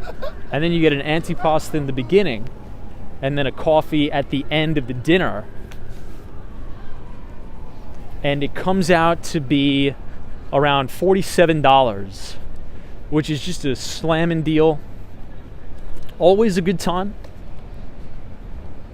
Caddy says, is the pasta handmade? Yes. So the pasta is totally handmade at Becco. Lydia is actually the owner of the restaurant. She has a couple other restaurants in the city as well. Very, very good. But if you guys are enjoying the stream so far tonight,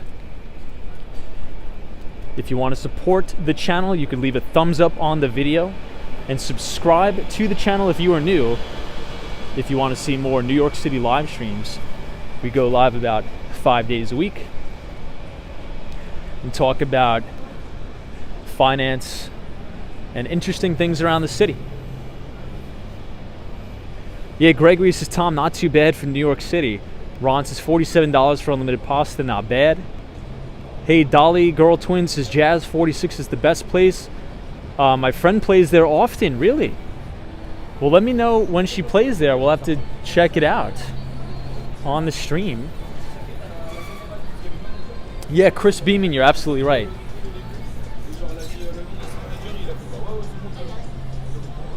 Dallas says, Tom, is Times Square in front of you? Yes, it is. You know, and speaking of, you know, we were talking about earnings. You know, we were talking about a lot of the hotel chains are reporting earnings. Airbnb is reporting earnings. So we were sort of socializing the narrative of consumer spending more on services. Another piece of anecdotal data, Becco was slam-packed when I went there. Almost couldn't even get a seat. Yeah, so let's go over one more and then go down, because then I'll crash right into Madison Square Garden. Hey, Brad's Brain says, I got back on Twitter. I follow Elon Musk and you. Awesome, man. Hey, Brad, appreciate that.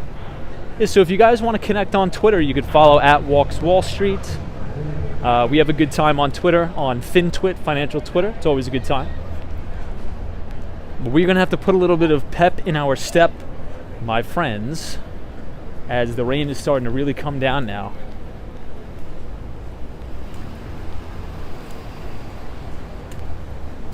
I don't know if you guys could see it on the stream. Wow, this place looks really, really cool. Check this out on the inside. Very cool looking bar here. I love the inside. I think it's called the bar at Sony Hall.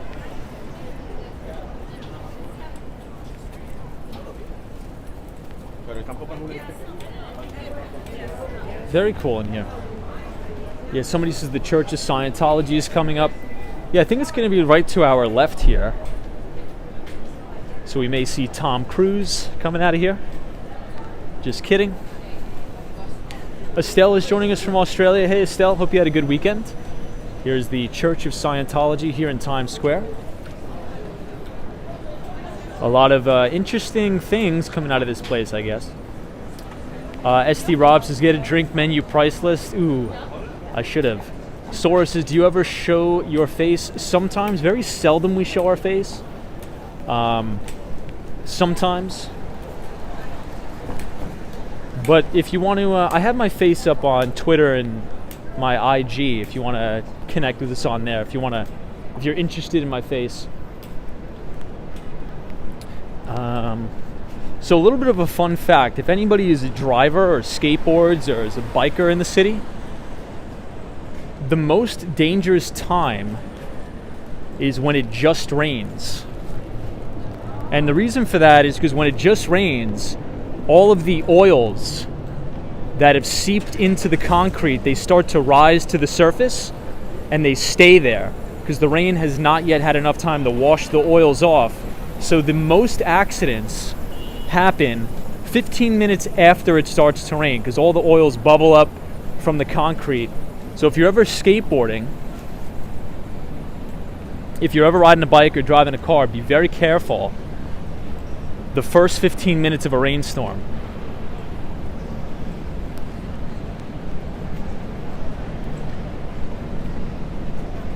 That's the only thing I remember from my driver's test. Or I guess it's called the permit test. When I had to take the multiple choice permit test. It's the only thing I remember. Smee Media, good to connect with you on.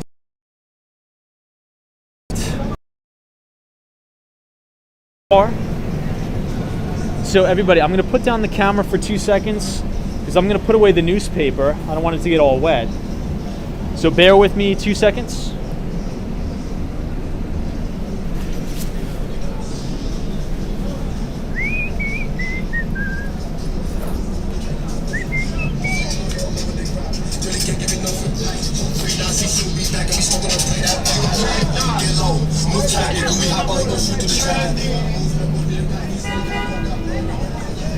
All right, now that the newspaper is safe. See, we have to protect the Wall Street Journal. We have to protect the Barron's. We can't let it get wet, guys. Can't let it get wet. No bueno. No bueno.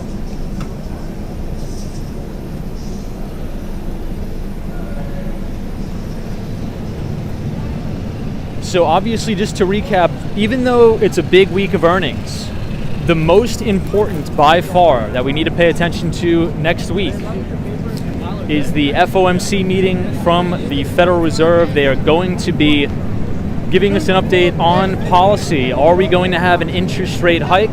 I think we are. I think it's almost 100% certain. 75 basis point hike.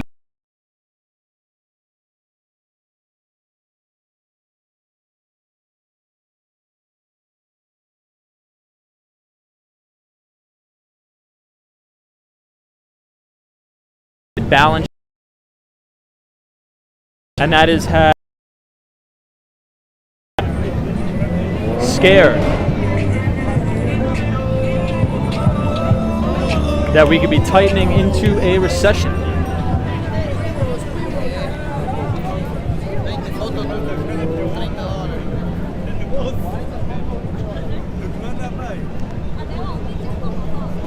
Oh, hey, sunshine after rain, good to see you.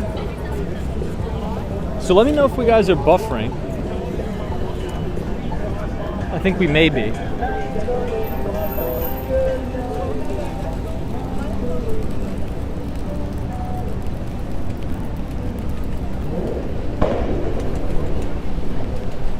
Sunshine after rain, it's always good to see you. Hope you're well.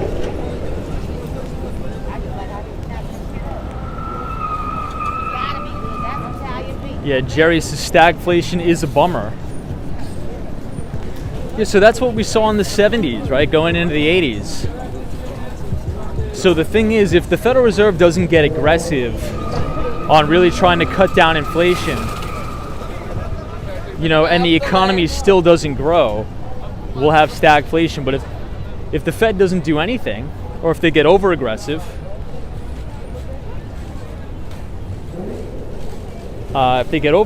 they could kill the economy, and that's not good. So we'll see if the Fed is able to achieve a soft landing. I'm not sure they're going to be able to do that. Hey, Sunshine, New York City is here. Good to see you, Sunshine NYC. Always a pleasure. Always good to see you.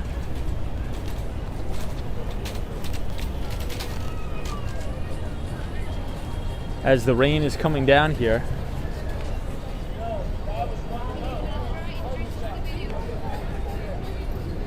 No, NBA, says Tom, were you aware that Tony Hawk suffered a nasty broken leg? I have not. That's terrible. NBA, that's horrible. I hope he gets better. I really, really hope he gets better. Alright, so now we are outside the NASDAQ, and hopefully we'll be out of Times Square in just a minute. But one more over, we will hit into the NASDAQ building. Speaking of the NASDAQ is off to its worst start since 2008, or it had its worst performing month since 2008.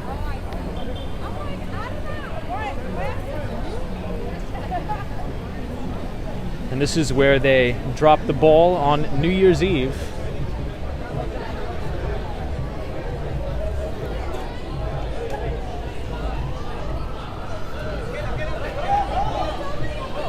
Yeah, Gregory's like, Tony Hawk's been injured a lot. He'll be okay.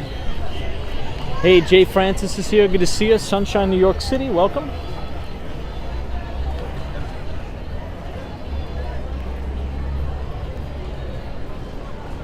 Dolly Girl Twins says, what's the difference between jobs on Wall Street in New York City, London, and the like? Well, I think they all really do the same thing, right? So, I mean, if you want to work in traditional investment banking, there's many different divisions in the investment bank.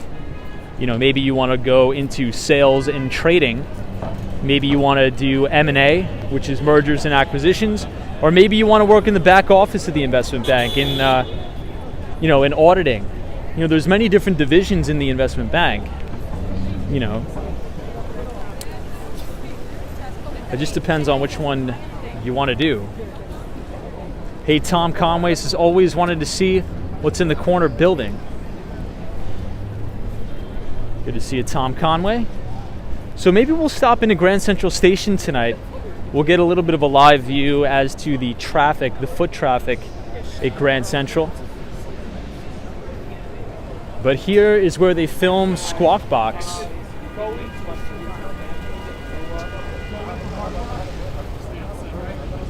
Hey, Penelope is here. Good to see you. Hope you're well.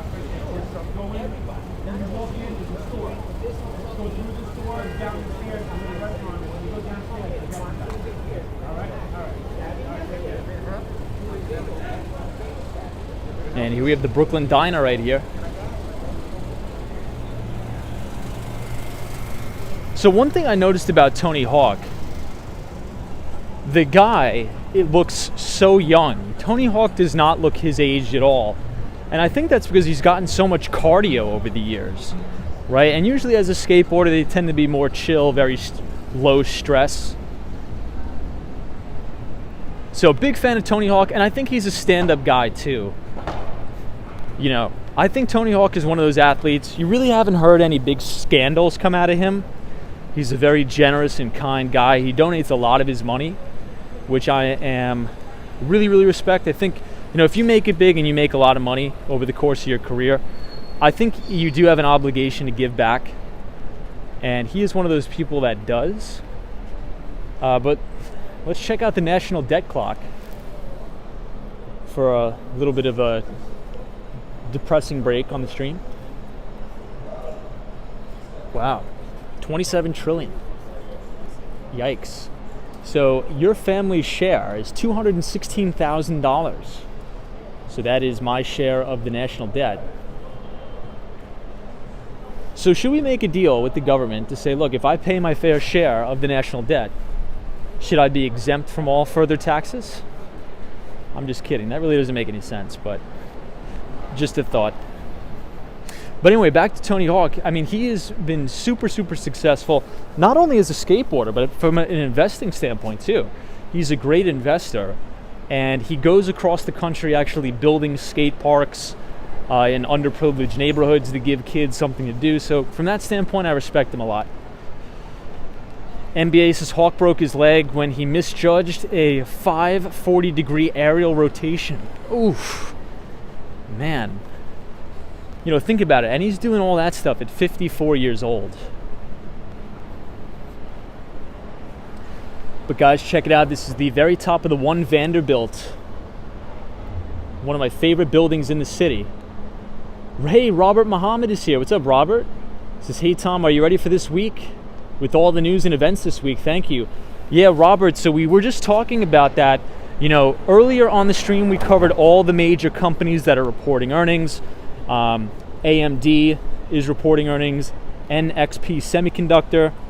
And we talked about, look, if we want to really pay attention to the semiconductor stocks that are reporting, I think the number one thing to look for is any sort of verbiage or any sort of signal to investors about inventory buildup. Because we've been talking about this a long, long time on the streams, that we have been in a global semiconductor shortage. So oftentimes what this will do is it'll spook a lot of businesses and a lot of manufacturers of different products and services that need these chips. So they'll go ahead and order a crazy amount because they think that they're very, very scarce. And oftentimes what this can do is this can build up inventories. So assuming that inventories are being built up, and I'm not saying that they are, this could dampen semiconductor sales going forward, thus leading to more pressure on the stock. So I think that's the number one thing to look for out of the semis that are reporting earnings. Also Airbnb, I think it's going to see if the thesis that consumer spending is shifting to services.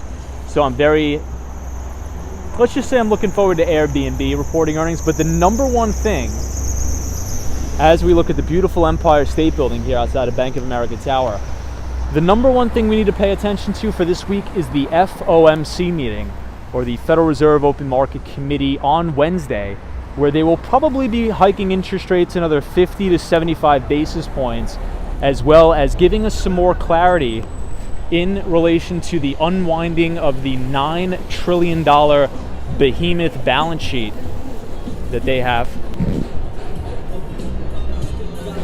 So Mohammed, we are locked and loaded and we are ready. Hey, Mateo is here. He says, what's up, Tom? I hope you're doing well out there. Thank you, Mateo. Hope you had a good weekend as well. We are here 42nd Street near Bryant Park. We're going to cross the street and hopefully take a little bit of a walk around Grand Central Terminal as the rain really starts to pour down here.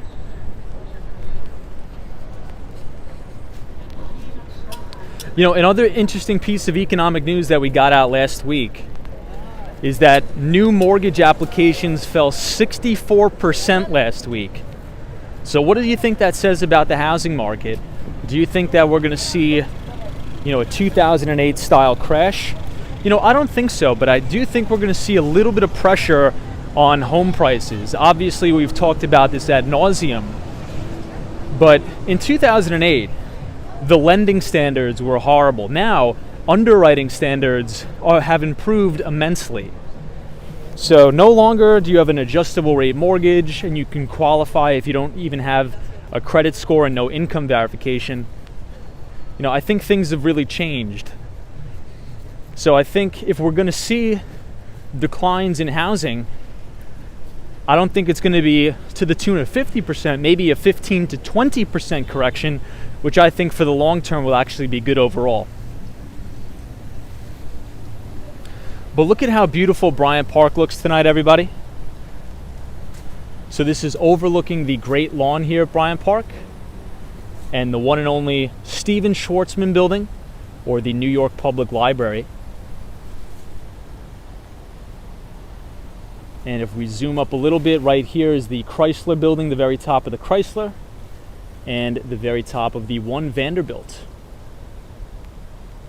Hey, Felix is here. Says, hola, Tom, and happy Sunday. What's up, Felix? Always good to see you. Kim Medina says, hello, New York City looking beautiful tonight. What's up, Kim? Matthew says, Tom, housing prices are too high.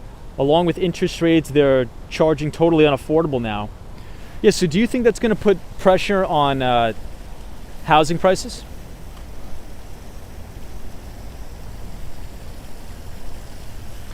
Let us know as we make our way over to the very famous fountain here. Hey, DowJones.eth. Good to see you, Dow Jones. Hope you're well.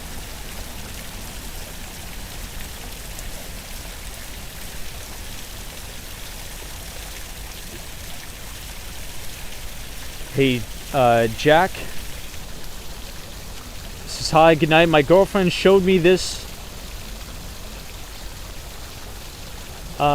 Yeah, I think you probably will. Hey, British Gray from Tampa, Florida. Good to see you. Hope you're well, British Gray. So I want to give everybody a nice shot of the fountain, but also in the back of One Vanderbilt.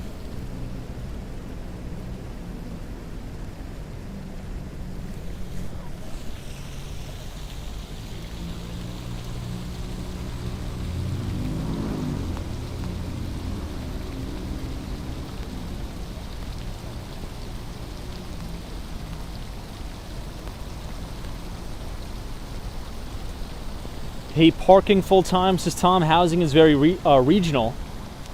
But yes, I'm hoping housing prices will top out soon. Yeah, I mean, I hope so too. I think over the long term, right, especially if you're a new first-time home buyer, I think you want to see prices decline a little bit here. I think that would be good over the long term because obviously, as we've referred to many times on the stream, that Harvard Business Review study, as well as that Ramsey Solutions study, says the vast majority of first-generation millionaires in America, the vast majority of their net worth is actually made up of the equity in their home, right? In their equity of their home. So if we are changing America into being a renter nation, what is that going to say about bringing people from the lower class to the middle class? It's going to be increasingly hard to do that. So I think I agree with you. British Grace is overly beautiful. Kim says, Tom, there are lots of bidding wars going on here in my part of California. Yeah, so we're still seeing all that craziness. Interesting. There's a very interesting follow if you guys are on Twitter. If you follow Dan Tapiero, he's actually a very, very experienced and well-renowned hedge fund manager. Used to work under the one and only Stanley Druckenmiller, but he posts some pretty interesting conclusive data about housing and his thoughts on the housing market. So if you guys are on Twitter, give him a follow, Dan Tapiero. Hey, Michael says, hey, Tom, greetings from Brazil. I just discovered this channel and I'm enjoying this walk. Have a great mate. Thank you so much. Well, hopefully we see you back for additional walks in the future. If you guys are enjoying the stream, feel free to leave a like on the video and subscribe if you are new to join us on future walks throughout New York City.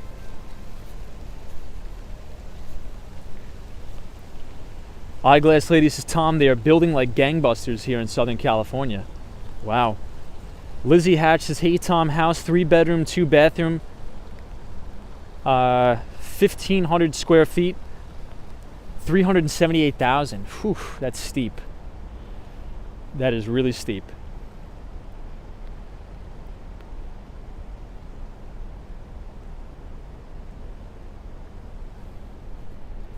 I think they did a great job in Bryant Park with all the tulips.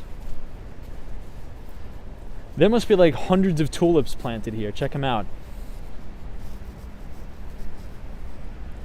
What do you guys think? You think they did a good job planting these? Hey, DJ Fisher, good to see you. Welcome. Dallas, I have heard of the professional skateboarder Mike Miguel. Mateo says, Tom, do you think the middle class will be wiped out? Well, unfortunately, I think we are headed down the path of sort of the two-tier society, I guess I've been talking about for a while. Let me give you guys a close-up on this beautiful, beautiful flower here. Hey, Marcus says, hello from Long Island, New York. Love that. I'm from Massapequa. Hey, Mark Friedman says, love this beautiful city. Mark Friedman, long time no see, my friend. Always a pleasure to have you on the stream. Takomo says, hello from Japan. Welcome to all of our Japanese viewers. I hope you're doing well and enjoying your Sunday. Wow, Eyeglass Lady, check this out. Look at all these sea of white tulips here. Hey, Rich, Tom says, hey, it's inventory issues. The decline of mortgage applications doesn't matter. Still more buyers than home sales. Yeah, so I think, Rich, first and foremost, thank you for joining the chat tonight. Hope you had a good weekend so far. So what Rich is saying, and I think Rich has made this point before, and it's good that he says that because he always reminds me. I mean, this housing market is so crazy. I mean, the inventories are at all-time lows. So to Rich's point, even if we see data come out on a weekly basis that, hey, mortgage applications are down 64%, I think we can't take that data at face value. We need to say, okay, based upon that data, what can we conclude? Why? We have to dig a little bit deeper. Why are mortgage applications down? Okay, is it because interest rates are rising? Obviously, that 10-year treasury yield is now yielding about 2.89%, which in turn means that probably the 30-year fixed rate mortgage is pushing on 6%. So that could possibly be one reason. But another reason, like Rich said, is the record low inventories. People just don't want to move. And I always revert back to this story that I always tell, that one of my good friends on Long Island, he's just right on the cusp of selling his house. But he's like, even if I sell my house and make $300,000 profit, I'm just going to have to enter the same crazy housing market and outbid people for properties, overpay for properties. So he's just like, I'm just not even going to move. And if I need the equity in my home, I'll just do a refinance, cash out refinance. So housing market still seems to be crazy, but hopefully interest rates could not knock things down a bit.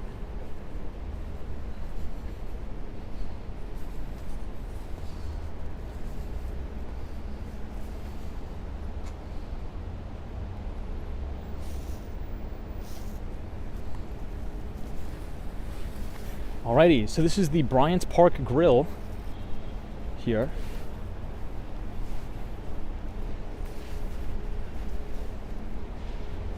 But guys, just a quick reminder, if you enjoy these financial conversations and you want to continue them off the stream, I do write a free investing newsletter for everybody that comes out each week on Tuesday. So if you want to be a part of that and receive a free financial newsletter, not only talking about the housing market, since it is the top of the hour here, we talk about U.S. equities, emerging markets, fixed income, commodities, and cryptocurrencies. So if you want to join us there, please scan the QR code, punch in your email, and we're going to send you a free investing newsletter, and you could join the Behind the Street newsletter community, where we will all talk about not only U.S. equities, because we have an international audience, but emerging markets as well. So please scan the QR code, punch in your email, and I'll send that to you every single Tuesday after the stock market closes, 4:30 Eastern Standard. Hey, Kim says, Tom, I just refinanced my home at 2.5 for 15. Whoa. Wow, Kim, that's a great deal. So 2.5, 15-year mortgage. So Kim, to put that in perspective, I think I got my interest rate when I just bought my investment property about 6 months ago. I can't believe it's already been 6 months. My rate was about 3%, maybe about 3.1. I got to go back and look. But even that is incredibly low. Technically, if we factor that in with inflation, it's technically free money, is it not? So I think you got a good deal, Kim. Felix, Tom, the Bryant Park camera is malfunctioning.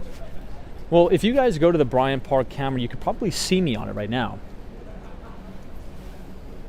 Hey, Western Mass Dave, always good to see you, my friend. Hope you're well. 3T3 says, in Florida, the housing plus rental markets are out of control. Dude, tell me about it. So usually when we enter these very euphoric housing cycles, places like Southern Florida really go to the moon, places in Nevada, near Vegas, really get bid up. Those are the main markets that really, well, at least leading up to 2008, those are the markets that really got the biggest bid, but unfortunately, those are the markets that crashed the hardest. Now, I never want to say it's going to be different this time, but obviously, as we talked about, I think there's some different parameters that are at play here. And a lot of cash buyers in the market too, right? I mean, we've been seeing a lot of cash buyers.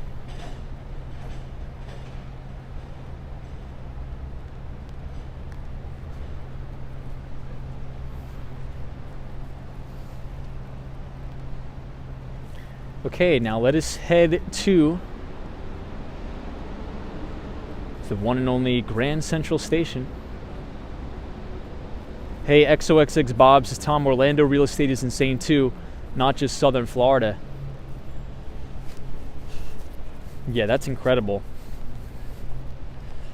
You know, a lot of people moving to Orlando, and it looks like they're just going, or just about to plant these tulips here too. Check these out. You know, even though the purple colors are beautiful, I think I should say that the white tulips are my favorite, but what are you guys' thoughts? What colors are your favorites? I think I like the classic white. Hey, retired in Florida says, hey Tom, just closed on a vacant, never lived in investment residence in Aventura. Hey, awesome, dude. Congratulations on that. Sold without real estate for 12% over ask, all cash. South American buyer, and he has plans on flipping in a year. Whoa, crazy. Well, congratulations on that, man. Love that. Yeah, Ruby Falcone, I agree. Hey, William St. Charles is here, says white. Yeah, Ruby, I kind of like the classic white. I'm not sure why, but it's... I think we may have to go out the other way. I think the gate is closed off here. So let us go out this way since the gate is closed. Iris is purple is the great. Mark Friedman's is white. I think we're split 50-50 here. I'm seeing Penelope in the chat. Penelope is our good friend from the one, the only Tennessee. Always good to see you, Penelope. Lady Luck says, I like the yellow and red tulips together. Hey, Emilio J says, regarding the tulips, I have a weed whacker and an itchy trigger finger.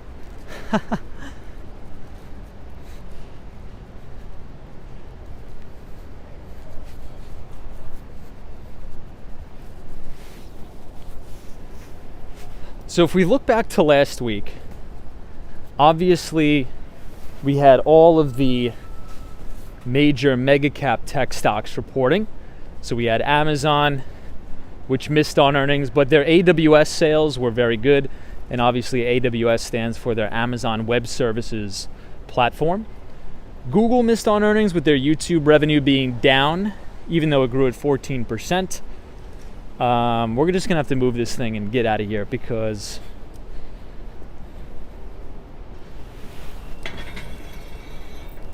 all right.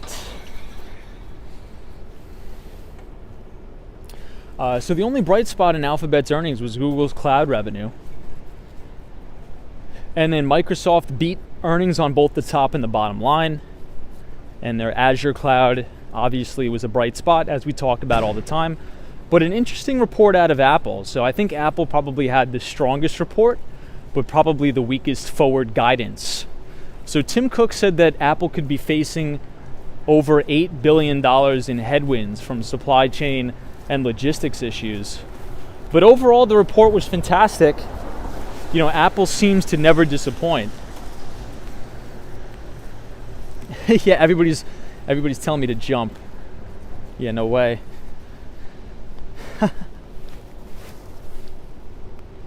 Hey, 3T3 says, how's the Madison Square Garden area lately? Gonna be there in September. So, to give you the honest answer, it's not the best. There's a lot of construction going on. There's a lot of homeless, a lot of drug use over there on 8th Avenue between 7th and 8th and Madison Square Garden, to be totally transparent. Not the best, but I think it's going to get better. And you guys know me, I am an optimist. I think it's going to get a little bit better because they're doing so much renovation. But Penn Station is not, let's just say it's not the best.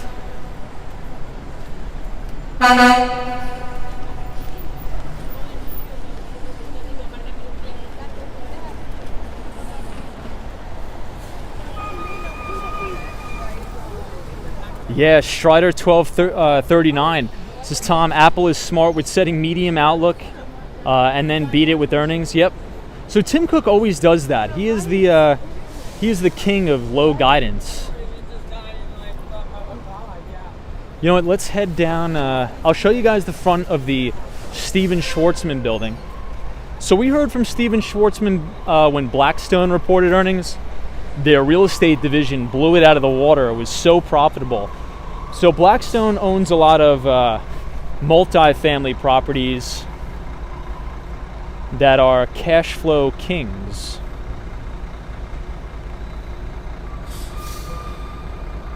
Hey, Ren10 says, hey Tom, how's the Gemini credit card? It's very good. I like it so far. It's pretty cool. I think it's an interesting concept to be able to get cash back in Bitcoin. So I think it's a very good concept, very cool. I'm gonna have a little bit of a review coming out in next week's issue of the Behind the Street newsletter. It'll be like a short paragraph on it, but overall pretty good.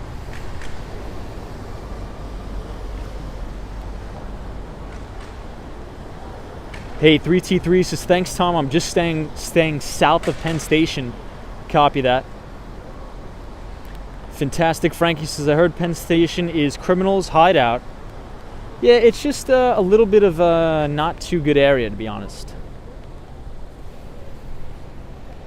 But as you can see, the rain is starting to come down, so I think we're actually going to head back to Penn Station now. Let's walk down 5th Avenue a little bit.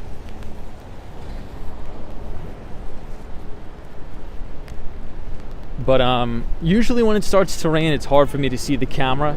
So let me know if the camera is in focus, everybody. Just because I don't want you guys seeing a blurry view here as we make our way back to Pennsylvania Station.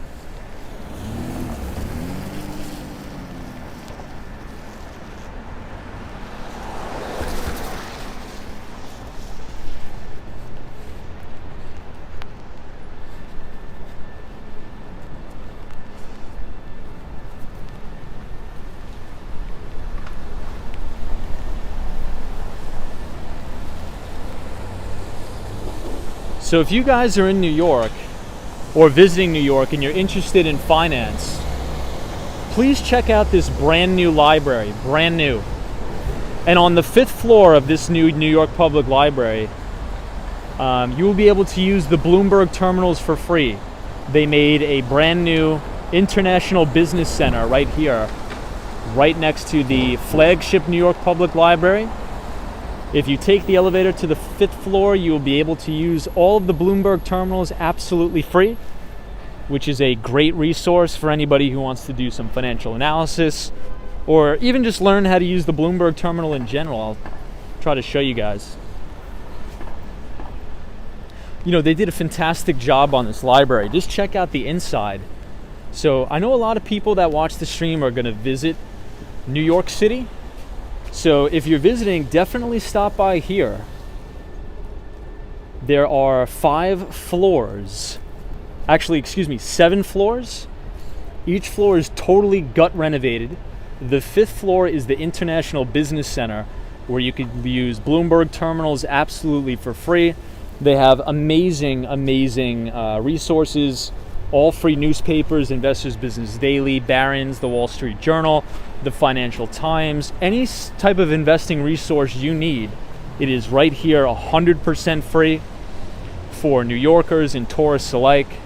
It's one of my favorite spots to come to. Hey, Mark Friedman says, love libraries. My mother was a school librarian. Love that.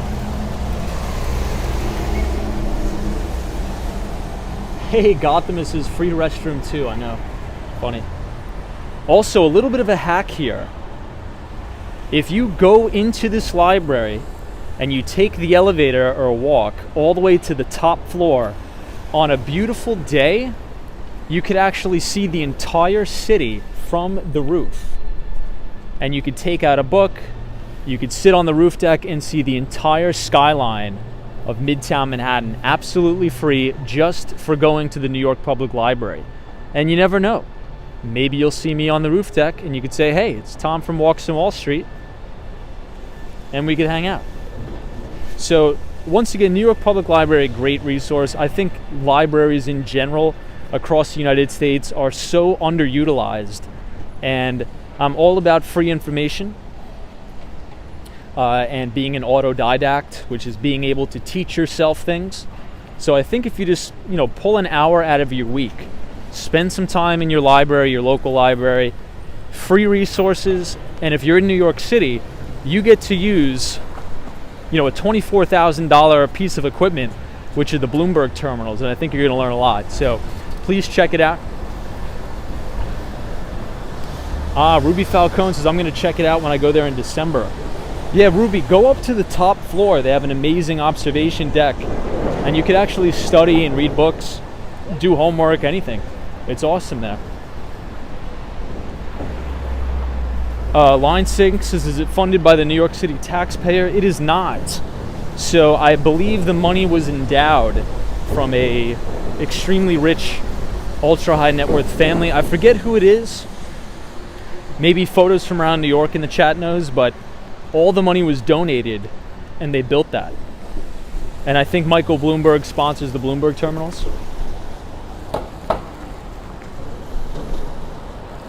Yeah, 3T3 says, Tom, I'll check it out. I'm sick of reading on devices. So I'll also give you another tip. If you're a finance junkie like myself, if you go to the original New York Public Library, which is 42nd Street and 5th, go to the research library and you're able to view an original copy of Seth Klarman's Margin of Safety. So Seth Klarman is probably one of the greatest value investors of all time, right behind Warren Buffett.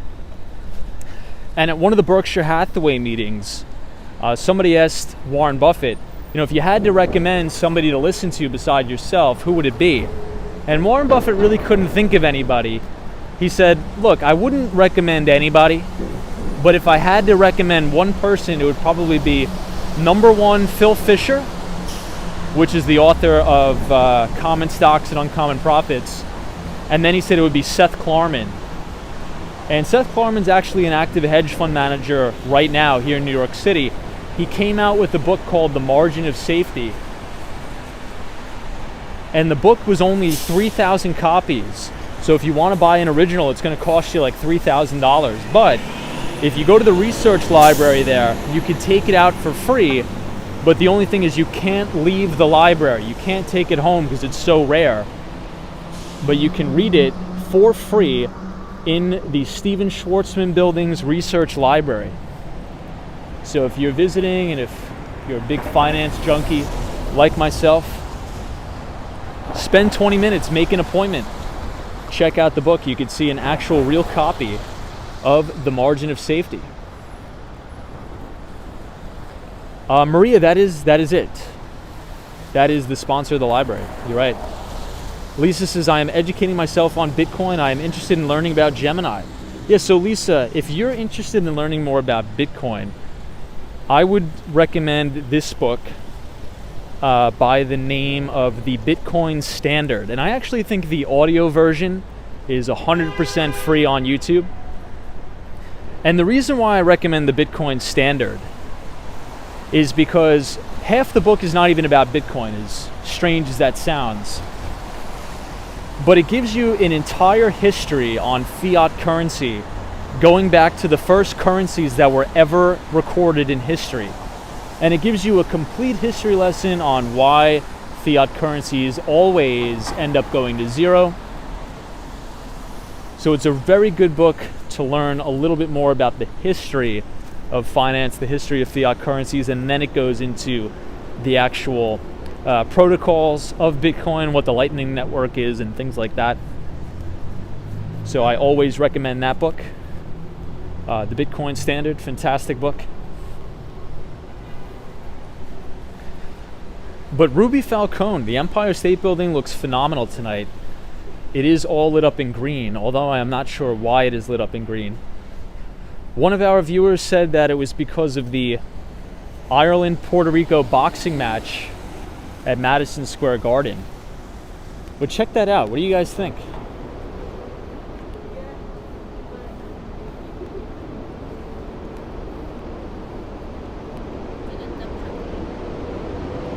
Hey, the Austin Tennis is here. What's up? So Austin Tennis back to business on Monday. Hopefully business is going well for you. Austin Tennis is our former ex-investment banker turned enterprise software salesperson. Our fellow Canadian as well. So good to see you, Austin Tennis, on this very rainy night in New York City. Eid. It could be for Eid as well, the Muslim holiday. So that is possible. It could be all lit up for Eid. Hey, Lockjaw says beautiful view. Good to see you, Lockjaw. Gregory says there was a tornado today in Puerto Rico. Rare down there. You know, there was also a crazy Puerto Rico, I think, in Kansas too, which is not good at all. Samantha R says it's the Empire's 91st anniversary.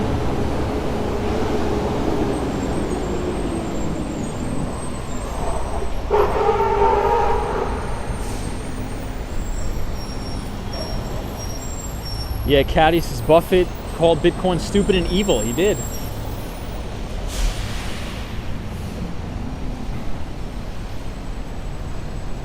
So I'm not sure if you guys could see this on the stream, but the rain is almost like a misty fog. It's very strange.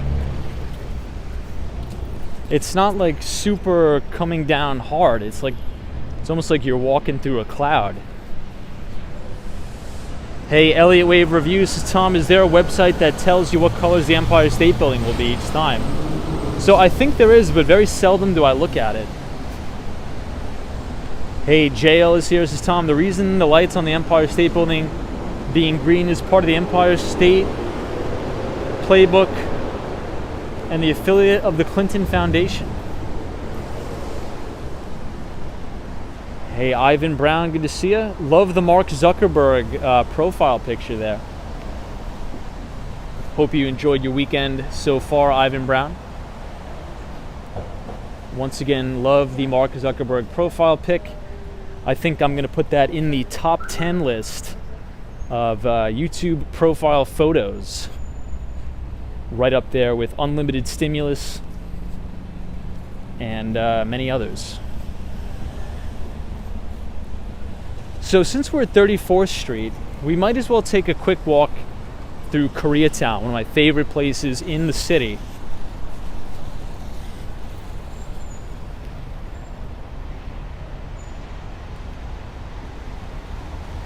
But Ivan Brown, thank you for joining. If you're new to the channel, feel free to subscribe. We'd love to see you on more live streams soon. Line Sink says, Tom, in the United Kingdom we call it a drizzle. Is that the term used in the United States? Yeah, we call it drizzle too. We do call it a drizzle as well.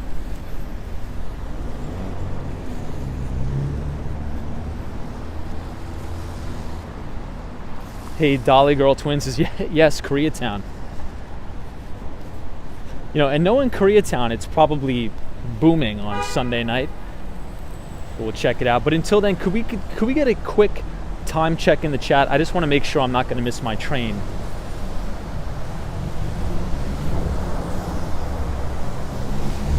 But this is the main front entrance on 5th Avenue to the Empire State Building.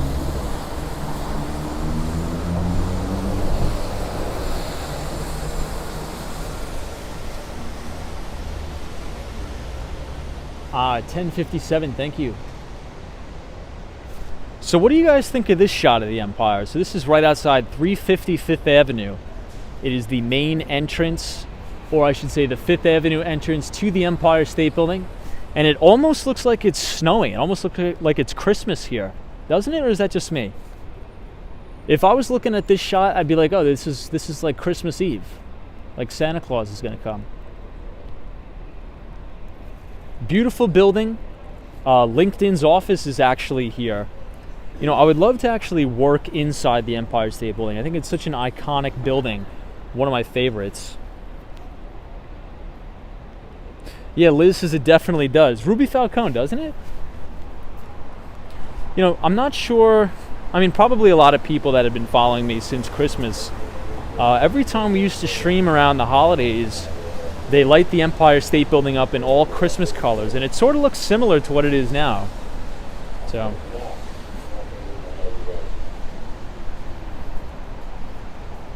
All right, so East 33rd Street. Right outside a Little Italy Pizza. This is actually a pretty decent pizza shop here too.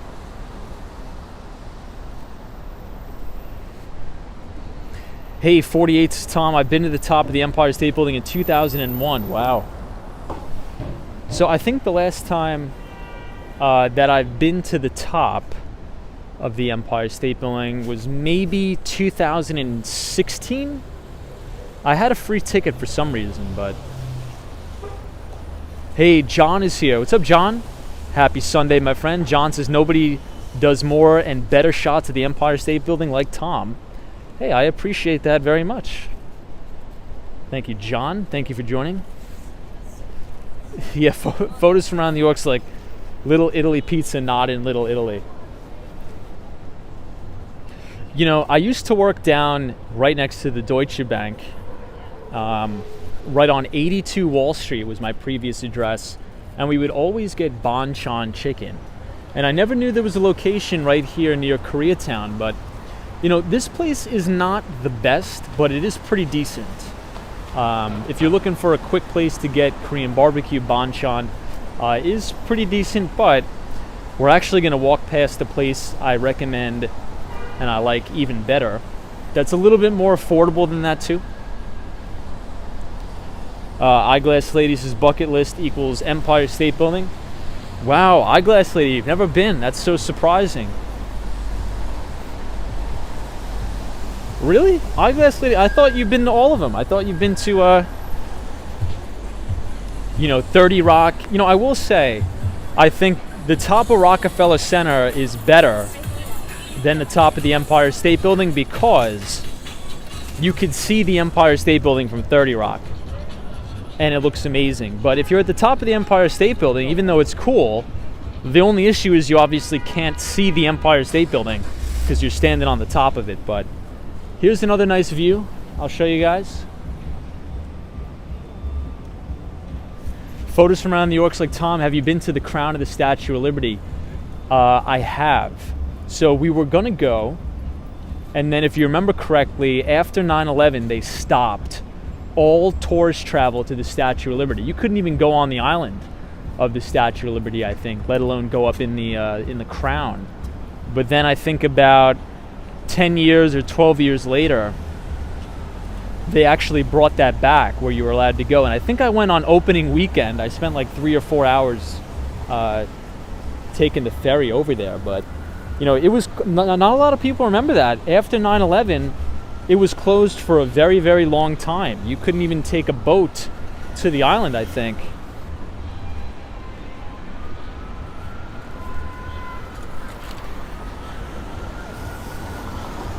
But if you guys are enjoying the stream and you want to support the channel, feel free to give it a thumbs up and subscribe to the channel for more live streams. We usually go live at around 8:30 p.m. Eastern Standard Time. So feel free to join us for that, and we will now take our walk through Koreatown. 32nd Street and 5th Avenue is the exact location. 32nd Street and 5th.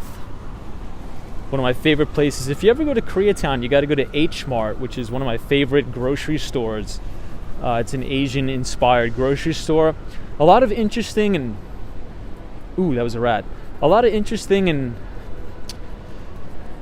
I would say, uncommon things that I'm used to. Obviously, being Irish Italian, I don't usually eat a lot of the traditional Korean foods, but I like it a lot. And I think H Mart is a great place to shop for sure. So another good Korean chicken place, Food Gallery 32. If you go to the second floor, Pelicana Chicken is going to be fantastic. Ooh, we got another rat. I've never been here, but supposedly it is a very, very good K barbecue spot. And if anybody's looking for a studio for rent, contact Tony Park and Wendy Lee. So Tony Park and Wendy Lee, if you're watching this, a little bit of free advertising. Guys, please check out this beautiful studio here. Fantastic studio in the heart of Manhattan, right on Koreatown. Imagine renting a studio, walking downstairs, and having Koreatown at your fingertips. Fantastic. How could you pass upon that opportunity? You'd have to be crazy. Please contact them for that studio. Fantastic Frankie says outdoor dance club. Good to see you, Fantastic Frankie.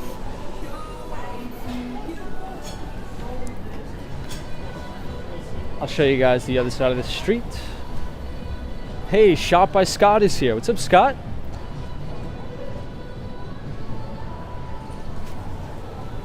Yeah, photos from around New York's like, but does it have a sink sprayer? Yeah, Cash Jordan is always like sink sprayer. His videos are really good too. I love that guy's videos.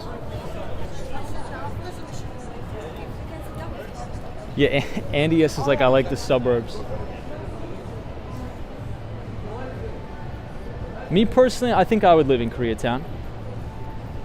But although I think if I actually lived in Koreatown, I'd probably spend way too much money. I'd probably go out to eat like almost every day. I don't know where we are. So I'm not sure if that would be the best idea for me.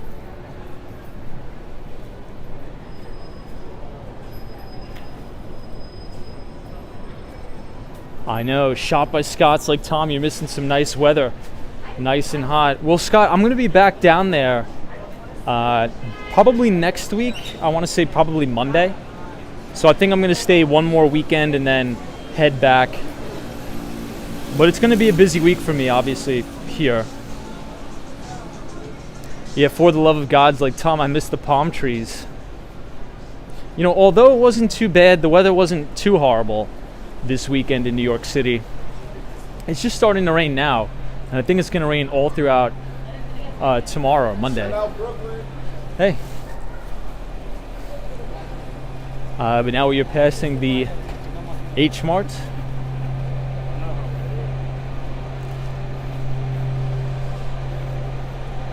Here, I'll give you guys a shot of H Mart, one of my favorite grocery stores in the city. Right here. So at first I thought H Mart was only a Korean supermarket, but I guess it's not. I think it's just all Asian cuisine and culture. But one of my favorite supermarkets right here. A lot of unique stuff that I'm not used to eating, so that's probably why I like it so much. I always go to H Mart at least once a week. Sunshine After Rain says, let's go in H Mart. I think it just closed. I think all the employees are walking out right here. So this is the H Mart employee crowd. Yeah, Fantastic Frankie is like, they're waiting in line. No, I think those are the employees of H Mart, honestly.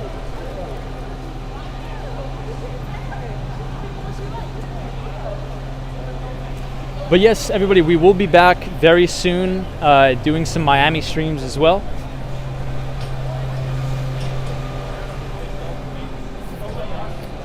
Emilio J says, Tom, so much fun to go to Asian supermarkets. It never gets old.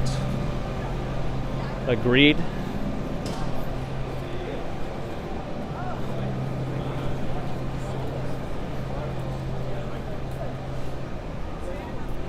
You know, one of my favorite things to get, I always go in there and get those rice cakes.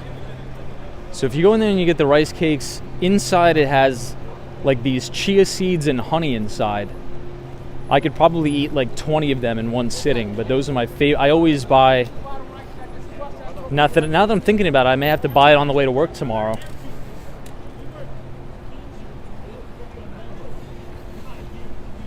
But does anybody know what I'm talking about? They're those, I think they're called rice cakes, and they're all different colors. Like there's some purple ones, some orange ones. And then the inside, there's honey and like chia seeds in it. It's fantastic. If you haven't had it, go over to H Mart, check it out. I think you get 20 of them for like $9.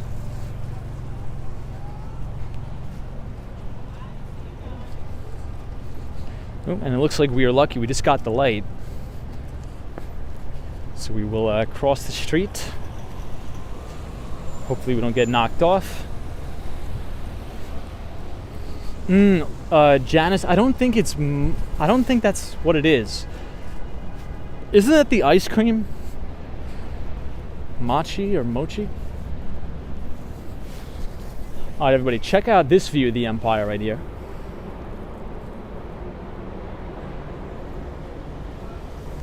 Hey, Sunshine, New York City, good to see you. Hope you had a good weekend. Just don't miss your train. I think we have 25 minutes. Sunshine After Rain, you've had it. You have had it, yeah. They're fantastic.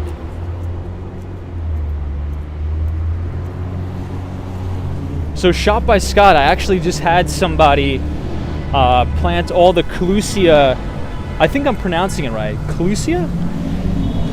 Those hedges all around my house.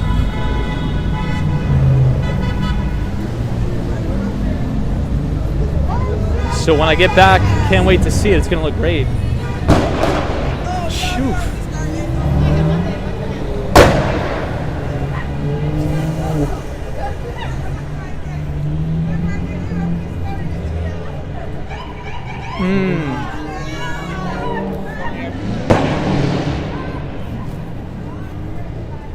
We got a lot of stuff going on here in Midtown.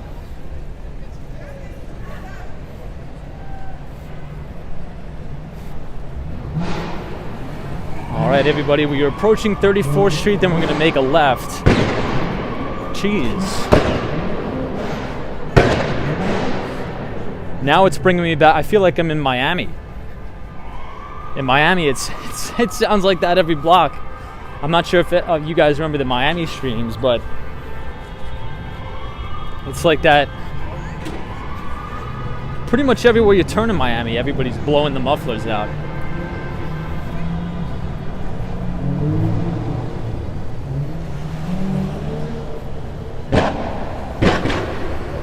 So here we have the very famous Macy's here.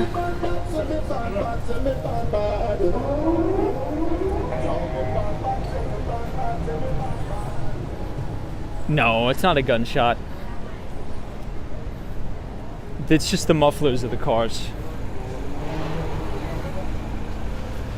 So everybody, just to conclude, quick recap here. If you get, we've been streaming for about 2.5 hours, but about the first 1.5 hours of the stream, we did our classic Sunday night, a markets, a look ahead stream. We covered all the major earnings reports that are going to be happening on Wall Street. AMD is reporting. We have NXP Semiconductor. We have Airbnb, all the major hotel chains. So we will be keyed into those earnings reports, especially Starbucks, ticker symbol SBUX. Will be reporting. I'm going to be on that call because Howard Schultz is coming back. I want to see what he says about a lot of the unionization stuff that has been going on. There's been a big push to unionize a lot of the stores at Starbucks. Obviously, on Wednesday, that is the number one thing we got to pay attention to. That is the FOMC meeting. The Federal Reserve Open Market Committee will be talking on Wednesday, and we will probably be getting a 50 basis point rate hike, either a 50 or 75 basis point rate hike on Wednesday. But the number one important thing to look for besides the rate hike, which we're probably going to get, is further clarity from Federal Reserve Chairman Jerome Powell as to whether or not they are going to be unwinding their nearly $9 trillion balance sheet. And this has a lot of economists on Wall Street very worried that we could potentially be tightening into a recession. So please stay tuned to the streams. We will talk about that and more as the week progresses. Hey, Richard is here. Says, hey, Tom, greetings from Costa Rica. Good to see you, Richard. Love Costa Rica. Fantastic, Frankie. Says, why can't people realize that unions are evil? Interesting. Not sure I agree, but I see where you're coming from. Hey, Cosmo Scary is here. What's up, Cosmo? Hope you're well. Cosmo, we're walking back to Penn Station, where I will get my train. And tomorrow is the first official trading day of May. So the first trading day of the month. So it will be much anticipated. We had a horrible, horrible close to end the month of April. I think the NASDAQ is down about 14% on the month. The worst month since 2008. But as we know, I mean, there's an old saying on Wall Street that sell in May, go away. But I think we got the vast majority of the selling in April. But I think this week is going to be increased volatility as well due to earnings. Emilio J says, we learned today that during a gang war, cannons firing, Tom is the calmest man in the room. I mean, we got to keep a level head. We got to report the earnings news. I mean, when Fed Chair Jerome Powell speaks, it doesn't matter if there's cannons, guns, Uzis, whatever's popping off. We have to be in tune with the market. Doesn't matter if bullets are flying. Lisa says, yes, the real bad fires were in New Mexico, severe drought.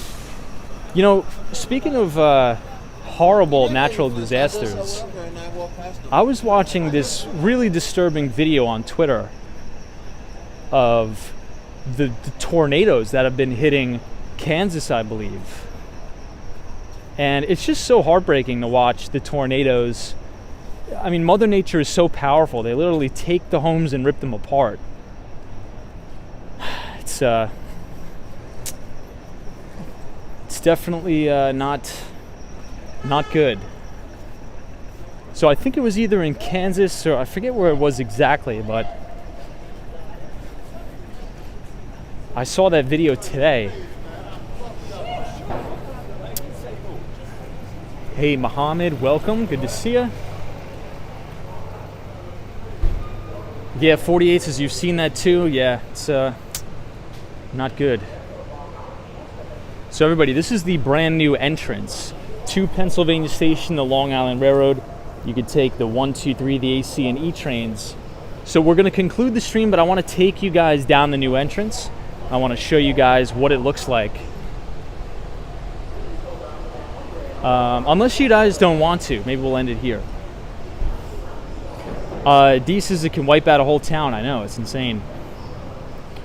Eyeglass Lady says it was Kansas. Got it. I know War Walker says get ready for the hurricane season coming for us in June. Not good. Yeah, I am nervous about the hurricane season. But yeah, we will check it out. Let's go down.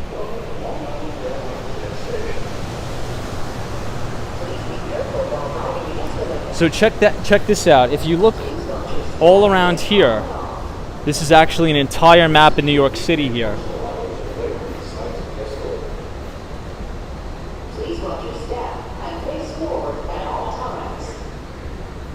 But if you guys enjoyed the stream tonight, feel free to leave a like on the video.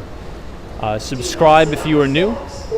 And if you want to join our free financial newsletter, if you type !news, N-E-W-S, in the chat, the Nightbot is going to drop a link to the Behind the Street newsletter where you could sign up for free and join the community where I'll send you a free investing newsletter every single night. So here's a little bit of a tour of the underworld here. This is where I spend a lot of my time here in the dungeon.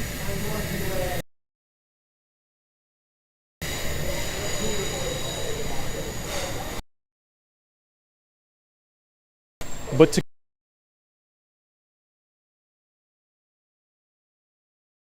on Monday, I hope whatever you guys do, whatever profession you're in, you knock it out of the park. I hope you guys wake up with a ton of energy, motivated to destroy the week.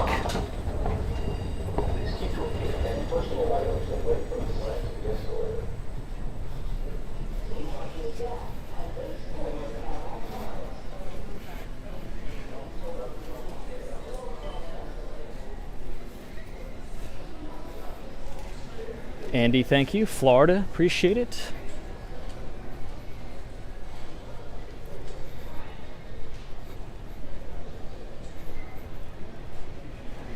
Cosmo Scary, love that. Love that, Cosmo.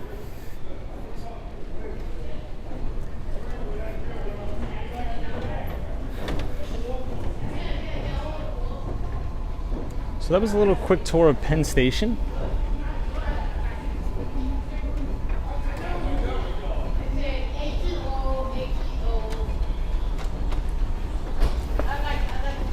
Dolly Twins, you as well.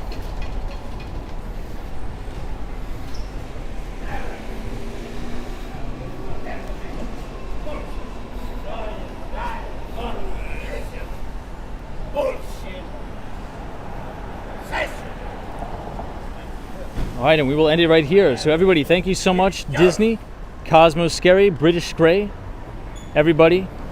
And to the Mighty Bull, have a good night wherever you are, because there is always a bull market somewhere, and you just need to know where to look. And I will see you guys all right back here tomorrow, 8:30 Eastern Standard Time. And as always, when we leave it off, I will leave you off with a QR code. If you scan it, punch in your email, and I'll send you that newsletter 100% for free, talking about U.S. equities markets, international equities, as well as cryptocurrencies and fixed income. Make it a great week, everybody, and we will see you right back here live in New York City, 8:30 p.m. Eastern Standard Time. Make it a great week.